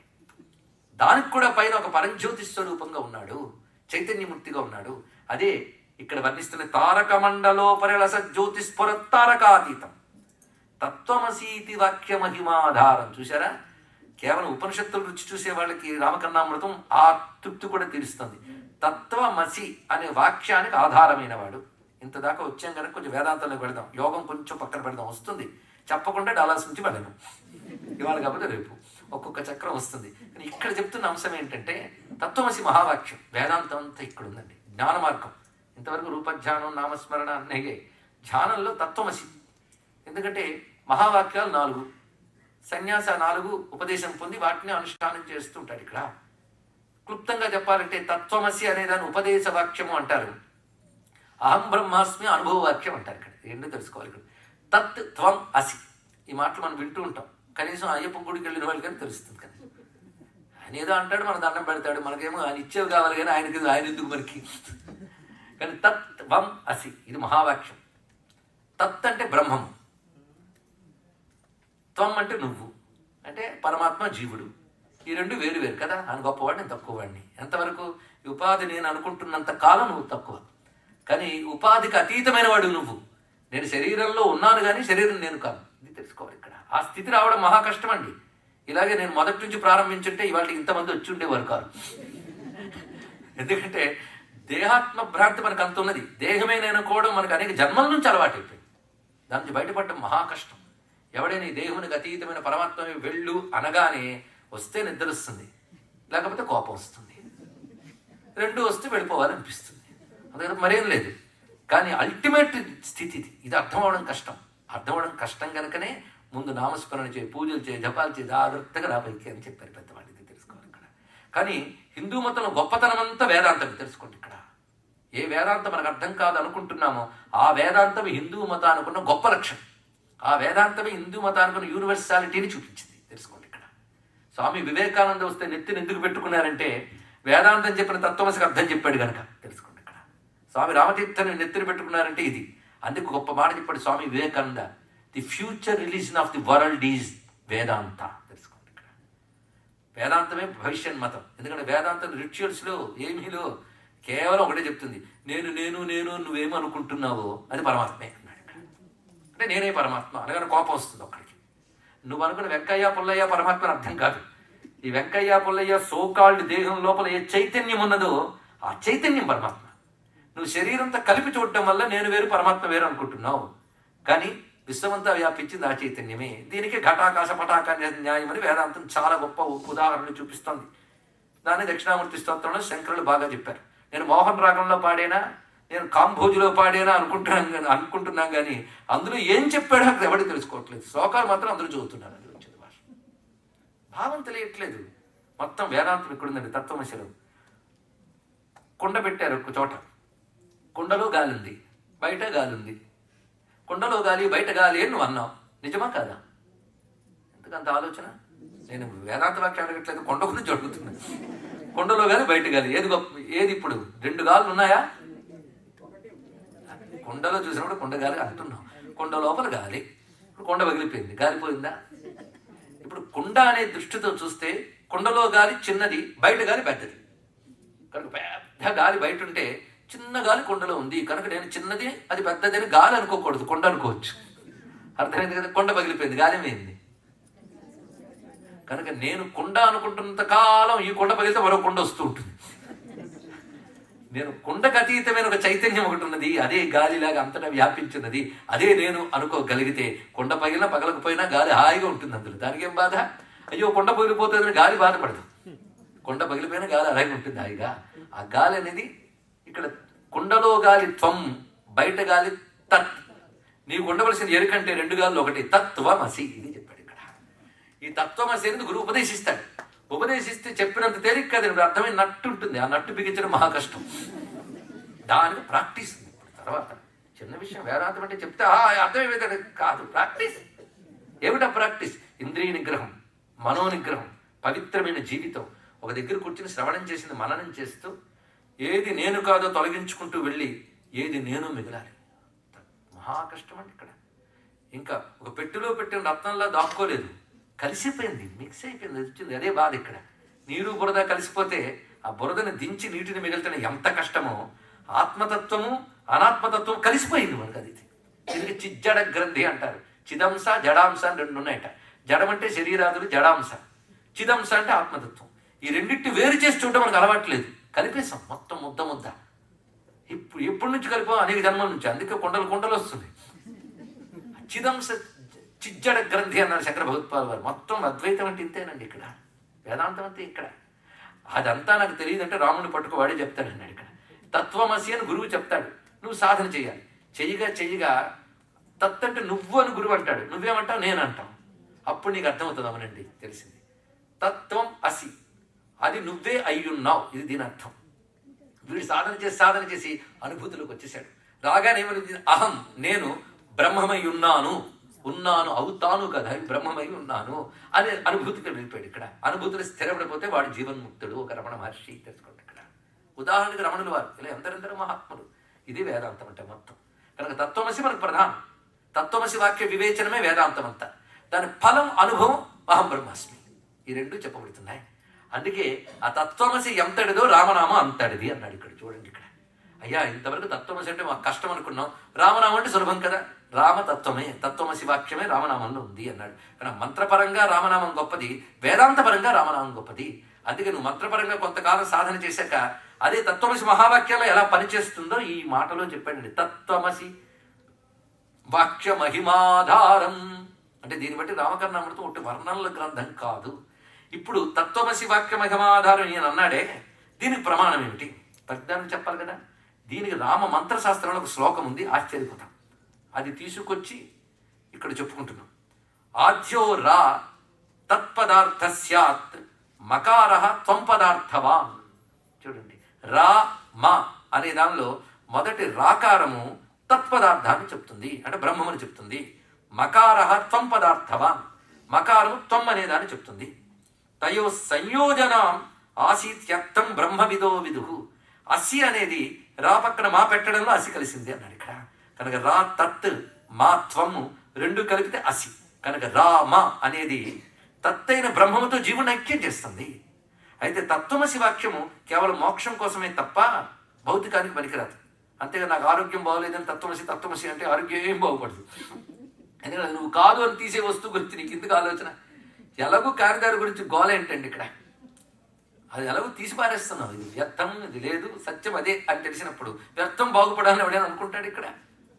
అందుకు తత్వమసి అహం బ్రహ్మాస్మి వాక్యాలు వేదాంత స్థాయిలో పనికొస్తాయి తప్ప భౌతిక స్థాయిలో పనికిరాదు. కానీ రామ మరి తత్వమసి అయినప్పుడు భౌతికానికి పనికిరాదా? అది చెప్తున్నాడు ఇక్కడ. తత్వమసి కేవలం మోక్షానికి మాత్రమే పనికొస్తుంది. రామ అనేది భౌతిక సుఖాలకి పనికి వస్తూ మోక్షానికి పనికొస్తుంది. అయ్యా, అది దానికి ఉన్న గొప్పతనము అని చూపిస్తూ వేదాంత వాక్యాలంత శక్తి ఉందని తత్వమస్యాది వాక్యాంతం కేవలం ముక్తిదం యత, అది కేవలం ముక్తిని మాత్రం ఇస్తాయి. భుక్తి ముక్తి ప్రదం చేత తస్మాదప్యతిరిచ్యతే. భుక్తి ముక్తి రెండు ఇవ్వగలదు. భుక్తి అంటే అనుభవము, ముక్తి అంటే మోక్షము. భుక్తి అంటే భోగము, ముక్తి అంటే మోక్షం. కనుక తత్వమసి లాంటివి కేవలం మోక్షం ఇస్తాయి. కానీ రామ అనేది భోగము మోక్షము రెండు ఇస్తాయి. మీకు కావాలని ఉండండి, మనకి అవ్వా బువ్వా రెండు దొరుకుతున్నాయి. అటువంటి దివ్యమైన రామనామం కనుక అంత రహస్యం తెలిసిన వాడు రామకర్ణామృతకర్త. సామాన్యుడు కాడు, ఒక మహాయోగి, రచించిన వాడు, సిద్ధపురుషుడు. అందుకే తత్వమసీతి వాక్య మహిమాధారం తటిత్ సన్నిభం. మెరుపులా ఉన్నట్టు అక్కడ. ఏమిటంటే మెరుపు అని, మెరుపే కదండి అసలు ఎనర్జీ. దేహం మబ్బులా ఉంటే లోపల మెరుపులా ఉన్నాడు ఆయన. విద్యుల్లేఖేవ భాస్వర నీలతో యద మధ్యస్థ విద్యుల్లేఖేవ భాస్వర తటిల్లేఖా తన్వీం తటిల్లతా సమరుచి. ఎక్కడి నుంచి కలుపుతున్నాడు ఇక్కడ? ఈ శరీరం లోపల మెరుపు తీగలా ఉన్నాడు ఆయన ఇక్కడ. ఆ మెరుపు తీగ మూలాధారం నుంచి సహస్రాలకు మెరుస్తున్న మెరుపు. అదే తేజస్సు, అది శక్తి. మిగిలినంత స్థూలం, శక్తినిస్తున్నది అదే ఇక్కడ. కనుక ఈశ్వర తత్వము, పరమాత్మ తత్వము మన లోపల చిచ్చక్తిగా హృదయంలోంచి ప్రసరిస్తూ మూలాధారం నుంచి సహస్రారం వరకు వ్యాపించిపోయినది. ఆ చిచ్చక్తిని ఇక్కడ చూడడం జరుగుతుంది. అదే తటిత్ సన్నిహం. అది నీ యొక్క అసలు తత్వం, ఇవేవి కావు అసలు. అది దానితో నీ దృష్టిని కలుపు. అదే తత్వమసీతి. తటిత్ సన్నిహం, మెరుపు తీగలా ఉన్నటువంటిది. తత్వజ్ఞాన పవిత్రిత త్రిభువనం. అటువంటి స్వామిని ఆరాధిస్తే తత్వజ్ఞానం కలిగిస్తున్నాడు. తత్వం జ్ఞానం. అదే నువ్వనే జ్ఞానం నీకు అనుభూతులకు తెస్తున్నాడు. జ్ఞానం తెలియడం అంటే అర్థం కావడం కాదు, అనుభవానికి రావాలి. లడ్డు ఎలా చేస్తారో అంటే శనగపిండి తేవలను, దానికి నెయ్యి కలపవలను, లేదా తీపి కలపవలను, ఇవన్నీ నేను చెప్తూ ఉంటే అబ్బా తిన్నట్టు చెప్పారండి. ఎంత తిన్నట్టే కానీ తినడం కాదు. బాగా వర్ణించితే అప్పుడే తింటున్నట్టు, శనగపిండి అంటుకున్నట్టు ఫీలింగ్ కూడా వస్తుంది. కానీ రుచి కనుకనే జ్ఞానము అనగా అనుభవము. కనుక చెప్పినప్పుడు అర్థమైంది అని కదా, అనుభవానికి రావాలి. ఆ అనుభవానికి ఇవ్వగలడు భగవంతుడు. అనుభవం ఆయన అనుగ్రహం లేనిది రాదండి. ఎంత ప్రయత్నించినా ఆయన అనుగ్రహం లేనిది మోక్షము లేదు, తెలుసుకోవాలి ఇక్కడ. యమే వేష వృణతే తేన లభ్య. ఎందుకంటే శాస్త్రాలు చదువుతున్న కొద్ది అహంకారం పెరుగుతుంది. నాకు తర్కం తెలుసా, నాకు వ్యాకరణం తెలుసా, నాకు వేదాంతం తెలుసా, ఆ ఉపనిషత్తు అట్నుంచి ఇటు చెప్పగలనండి, ఇటు నుంచి అటు చెప్పగలను. భగవద్గీత 700 శ్లోకాలు అట్నుంచి ఇటు నుంచి కూడా చెప్పగలను అంతే. అనుభూతి అది ఇవ్వాలంటే భగవద్ అనుగ్రహం కావాలి. అందుకు ఆ అనుగ్రహం రామనామం ద్వారా లభిస్తున్నది. ఆ రాముడే మనలో తత్వరూపుడే ప్రకాశిస్తూ ఉన్నాడు. ఆయనే మెరుపు తీగలా భాషిస్తున్నాడు. అటువంటి రామచంద్రమూర్తి తత్వజ్ఞాన పవిత్రిత త్రిభువనం. ఆ తత్వజ్ఞానంతో ముల్లోకాల్ని పవిత్రం చేస్తున్నాడు. ముల్లోకాలు అంటే నీ లోపలున్న మనస్సు, మాట, శరీరం, వాటి తత్వజ్ఞానంతో నింపేస్తున్నాడు. తారాసనాంతర్గతం. ఆయన తారాసనంపై కూర్చున్నాడు అన్నాడు.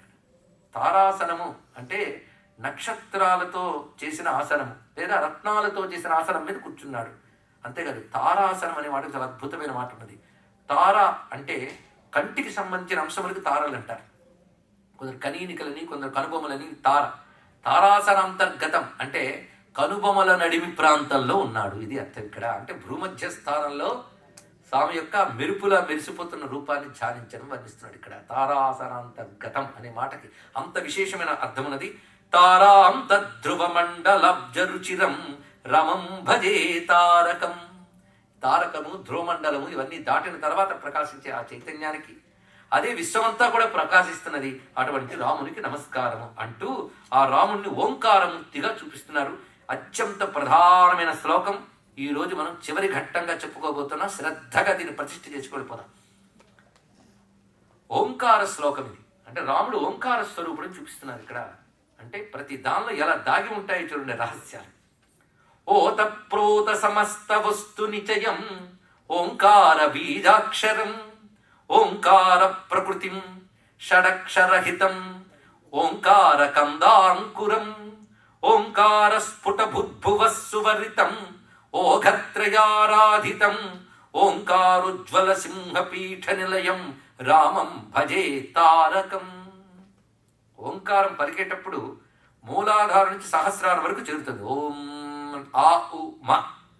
మొత్తం 6 చక్రాల్లో 2 చక్రాలకు గ్రంథి చొప్పున ఆ ఉ మా వెళ్ళి అకారం, ఉకారం, దీన్ని అగ్నిమండలి, సూర్యమండలి, చంద్రమండలి 3 తెలుసుకోండి. ఆ ఉ మా అనే రా ఆ మా 3 ఉన్నటువంటి అన్వయం. ఆ ఓంకార స్వరూపుడు రాముడు. ఓంకార స్తారహ అని వేదమాత చెప్తుంది. ఓంకారమే తారకము. ఓంకార రూపుడు రాముడు. ఓం అనే మాటకి భౌతికమైన అర్థం లేదు. నేను అర్థం లేదనలేదు, భౌతికమైన అర్థం లేదన్నా. ఆవు, గేదె అన్నట్టుగా ఓం అనే వాటికి అర్థం ఉందా చెప్పండి ఇక్కడ? ఓం ఒక శబ్దం అంతే. కానీ పరమాత్మ చెప్పేది అదొక్కటే. హిందూ మతంలో గొప్పతనం ఏంటంటే విష్ణు భక్తులు, శివభక్తులు, దేవీ భక్తులు, విభిన్న భక్తులు ఉంటారు, కానీ అందరికి కామన్ ఓంకారం. తెలుసుకోండి ఇక్కడ. ఒక ఆయన అన్నాడు, హిందూ మతంలో శైవులని, వైష్ణవులు ఉన్నారు, మరి ఎంత కలిపి హిందూ మతం ఎలా అంటారండి? దేనికి అదే ముక్కలు అంటే పిచ్చిన ఆయన.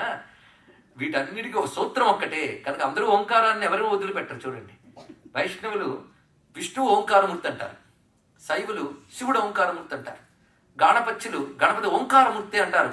అందుకే ప్రణవస్వరూప వక్రతుండం అని ఓంకారమూర్తి అంటారు. సుబ్రహ్మణ్య భక్తులు ప్రణవమే సుబ్రహ్మణ్యుడు అని చూపిస్తారు. ఇక శివభక్తులు, శక్తి భక్తులు, రామభక్తులు, కృష్ణ భక్తులు అందరూ ప్రణవస్వరూపం అంటున్నారు. అంటే ఎవరికి వారి దేవుళ్ళు వేరైనా ఓంకార దేవుడు వచ్చి కామన్ అయిపోతుంది ఇక్కడ. ఇది ఎలాంటిది అంటే, ఒక మట్టి తెచ్చుకొచ్చారు. ఆ మట్టితో ఒక ఆయన శివుడు బొమ్మ చేశాడు, ఒక ఆయన వినాయకుడు బొమ్మ చేశాడు. రెండిట్లో ఉన్నదేంటి? మట్టే. కనుకనే శివుడి రూపంలో వినాయక రూపంలో ఉన్నది ఓంకారం అనే మట్టి తెలుసుకోండి. ఇక్కడ ఆ ఓంకార స్వరూపమే సృష్టి స్థితి లయ చేసే ఆ ఊమా ఆయన బ్రహ్మం ఏదుందో అది ఓం.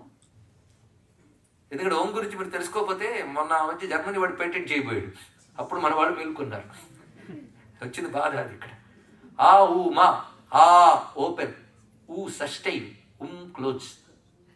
చూడండి, ఓం అంటే ఆ సృష్టి, ఊ స్థితి, లయ. సృష్టి స్థితి లయలు ఏ బ్రహ్మం వల్ల జరుగుతున్నాయో అది ఓం. ఇది దీనిలో ఉన్నటువంటి అర్థం. బ్రహ్మ విష్ణు శివాత్మకమైన పరమాత్మ. ఓం అన్నప్పుడు మనకి బయటకు వినబడేది 3 అక్షరాలు, వినబడనివి చాలా ఉన్నాయి. ఓం అన్నప్పుడు ఎక్కడ వెళ్తుందో మీరు ఎక్స్ప్లెయిన్ చేయలేరు. ఎక్స్ప్లెయిన్ చేస్తే మళ్ళీ అది ఎక్స్ప్రెస్ అయిపోతుంది.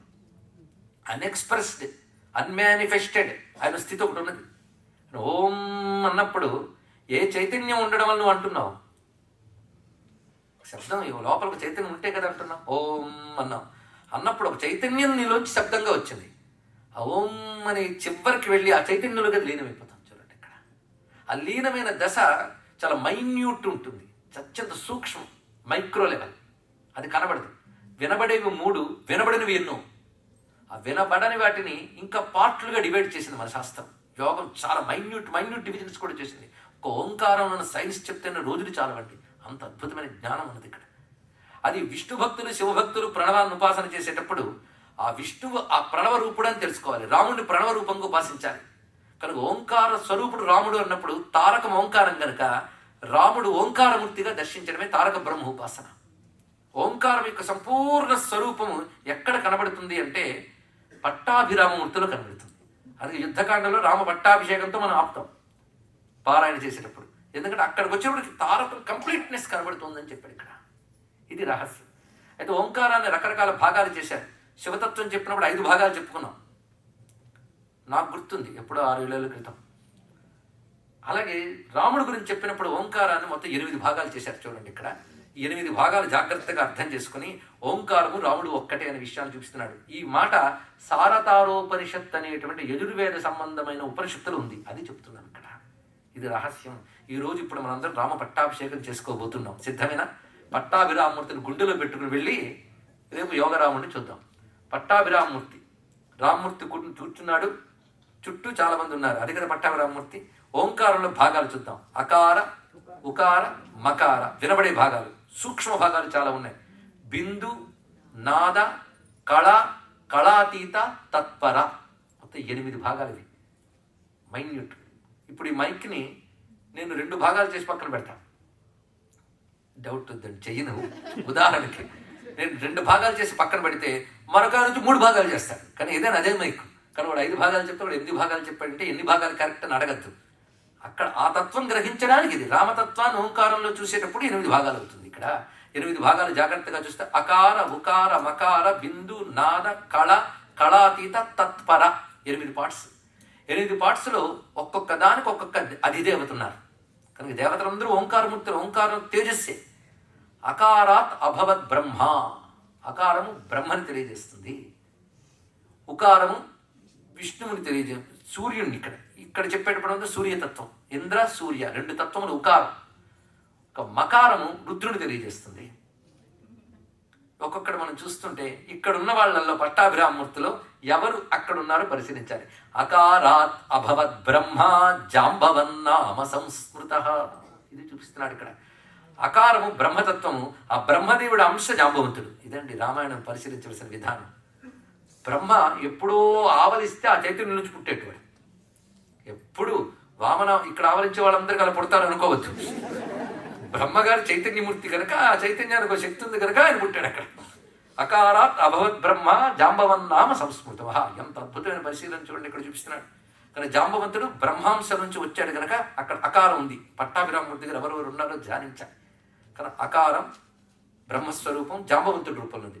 ఉకారాత్, ఉకారము ఇంద్ర సూర్య 2 తత్వాలు చెప్తుంది.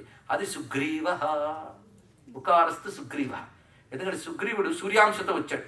రామాయణంలో అదే చూపిస్తాడు ఇక్కడ. సూర్యాంశతో వచ్చినప్పుడు వాలి ఇంద్రుడు అంశ. కానీ వాలి దెబ్బతిని మరణించేటప్పుడు ఇంద్రుడు తనకిచ్చినటువంటి మాలని సుగ్రీవుడు కంఠంలో వేశాడు.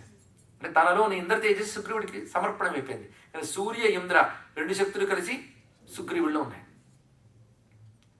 ఈ సూర్యేంద్ర తత్వం చాలా గొప్పగా ఉంటుంది అక్కడ. సూర్యతత్వం కర్ణుడై, ఇంద్రతత్వం అర్జునుడి భారతంలో కథ ఉంటుంది.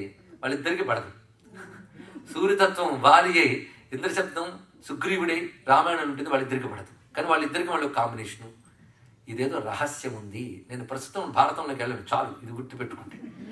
కానీ ఒక్కసారి వరకు చిన్న థాట్ ప్రొవోకింగ్గా ఒక మాట అంటే తెలివైన వాళ్ళు చాలా మంది ఉన్నారు, ఆలోచిస్తారు. అందుకని వదిలేశాను. సరే, మొత్తానికి సుగ్రీవుడు ఇప్పుడు ఇంద్ర సూర్య శక్తి సంపన్నుడు. ఉకారం ఆయన స్వరూపం కనుక అకారం జాంబవంతుడైతే ఉకారం సూర్యరూపుడైన సుగ్రీవుడు. మకారాత్ రుద్ర, మకారం రుద్రుడు హనుమంతుడు. ఇక్కడ అకారు ఉకారం. బిందువు, బిందువు రాసి చూడండి. బిందువు అంటే చుక్క. దాని కొంచెం మీరు మ్యాగ్నిఫైయింగ్ గ్లాసెస్ పెడితే ఆ చుక్క లా సర్కిల్లో కనబడుతుంది. కనుక బిందువు. బిందువు చక్రరాట్ స్వయం. బిందువు చక్రము, సుదర్శన చక్రము అని చూపిస్తున్నాడు. ఆ సుదర్శన చక్రం ఎవరయ్యా అంటే శత్రుఘ్నుడు. సుదర్శన చక్రంతో వచ్చినటువంటి వాడు. పట్టాభిరాముడి దగ్గర పరివారం ఒక్కొక్కటే వస్తున్నాం. బిందుశ్చక్రరాట్ స్వయం శత్రుఘ్న, అది విషయం. దాని తర్వాత బిందు నాద, నాదము. ఆ నాదం ఏమిటయ్యా అంటే శంఖం, పాంచజన్యం, విష్ణువు చేతిలో ఉన్న శంఖం. దాంతో వచ్చినవాడు ఎవడు? భరతుడు. కనుక అకార ఉకార మకార బిందు నాద, నాదముతో వచ్చినవాడు భరతుడు. తర్వాత కళ. కళ అంటే పరమాత్మ తన ప్రకృతి శక్తి ద్వారా సృష్టి చేసేటప్పుడు ది ఫస్ట్ ఎక్స్ప్రెషన్ కళ. అది తర్వాత వివిధ కళలుగా విశ్వమంతా వ్యాపించింది. అది ఇక్కడ. ఆ కళాతత్వం ఎవరయ్యా అంటే లక్ష్మణస్వామి. కళాతత్వము లక్ష్మణుడు అని కళ. ఈ కళకి పైన ఉంటుంది మూల ప్రకృతి అయినటువంటి శక్తి, మాయాశక్తి. మూల ప్రకృతి ఎవరావిడ? సీతమ్మ. కనుక ఇప్పటివరకు 7 జాగ్రత్తలు వచ్చేసారు కదా మీకు. అకార ఉకార మకార బిందు నాద కళ కళాతీత. వీళ్ళు వరుసగా జాంబవంతుడు, సుగ్రీవుడు, హనుమంతుడు, శత్రుఘ్నుడు, భరతుడు, లక్ష్మణుడు. ఇక మాయాశక్తి సీతమ్మ అయింది కదా. ఈ 7 రావడానికి కారణమైన బ్రహ్మము తత్పరహ. దీని పరాత్ పరహ అంట. తత్పరహ ఆ బ్రహ్మము రామచంద్రమూర్తి. కలిపి చూస్తే పట్టాభిరామమూర్తి దర్శనమిస్తుంది ఇక్కడ. అకార ఉకార మకార బిందునాద కళా కళాతీత తత్పర స్వరూపమైన ఓంకార తత్వమే పట్టాభిరామమూర్తి. ఇది తారక బ్రహ్మం అంటే ఇది అర్థం. అందుకే పట్టాభిషేకం చేయడం ఒక ఉత్సవంగా పెద్దవాళ్ళు పెట్టడంలో ఉద్దేశం ఏంటంటే ఈ తారక తత్వం దానిలో దాగి ఉంది కనుక పట్టాభిషేకాది పారాయణలు ఉత్సవాల వల్ల అవి లభిస్తాయి. ఎందుకంటే వేదాంతము, ప్రణవము, ఈ రహస్యాలు సామాన్యులకు తెలియడం కష్టం. అందుకే సామాన్యులు కూడా తరించడం కోసం ఋషులు ఏం చేశారంటే రామాయణాది కథారూపాలు ఇచ్చి వాటిని ఈ విధంగా మన జనజీవనంలో పట్టాభిషేకాలు, కళ్యాణాలు, పూజలు, పురస్కారాలను కలిపి తత్వాన్ని అందించారు అక్కడ. ఎంత అందమైన విషయం. ఎందుకంటే పిల్లాడికి క్యారెట్ హల్వా చేసి తిన్రా అంటే నేను తిన్ను అన్నాడు. అప్పుడు వాళ్ళ అమ్మకు మంచి తెలివైన పని చేసింది. ఒక మౌల్డ్ తీసుకుని జంతువుల ఆకారంలోనో పళ్ళ ఆకారంలో మౌల్డ్ తీసుకుని ఆ క్యారెట్ హల్వాను నొక్కి పళ్ళెల్లో పెట్టింది. ఇప్పుడు వాడు వెళ్ళి తిన్నాడు అక్కడ. వాడు ఏం తిన్నాడు? ఆ మౌల్డ్లో ఉన్న జంతువుని తిన్నాడా? హల్వానే తిన్నాడు కదా. కనుక హల్వా లాంటి తారకతత్వాన్ని ఈ కథలని మౌల్డ్లో ఋషులు మనకి ఇచ్చారు. తెలుసుకోండి ఇక్కడ. దాని ద్వారా మనం పొందుతున్నది ఆ అద్భుతమైన జ్ఞానాన్ని.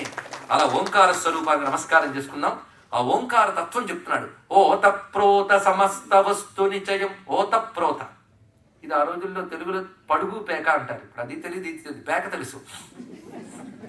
పడుగు పేక అంటే నవారు వెళ్ళినప్పుడు అడ్డం దిడ్డంగా 2 కలుసుకుంటాయి.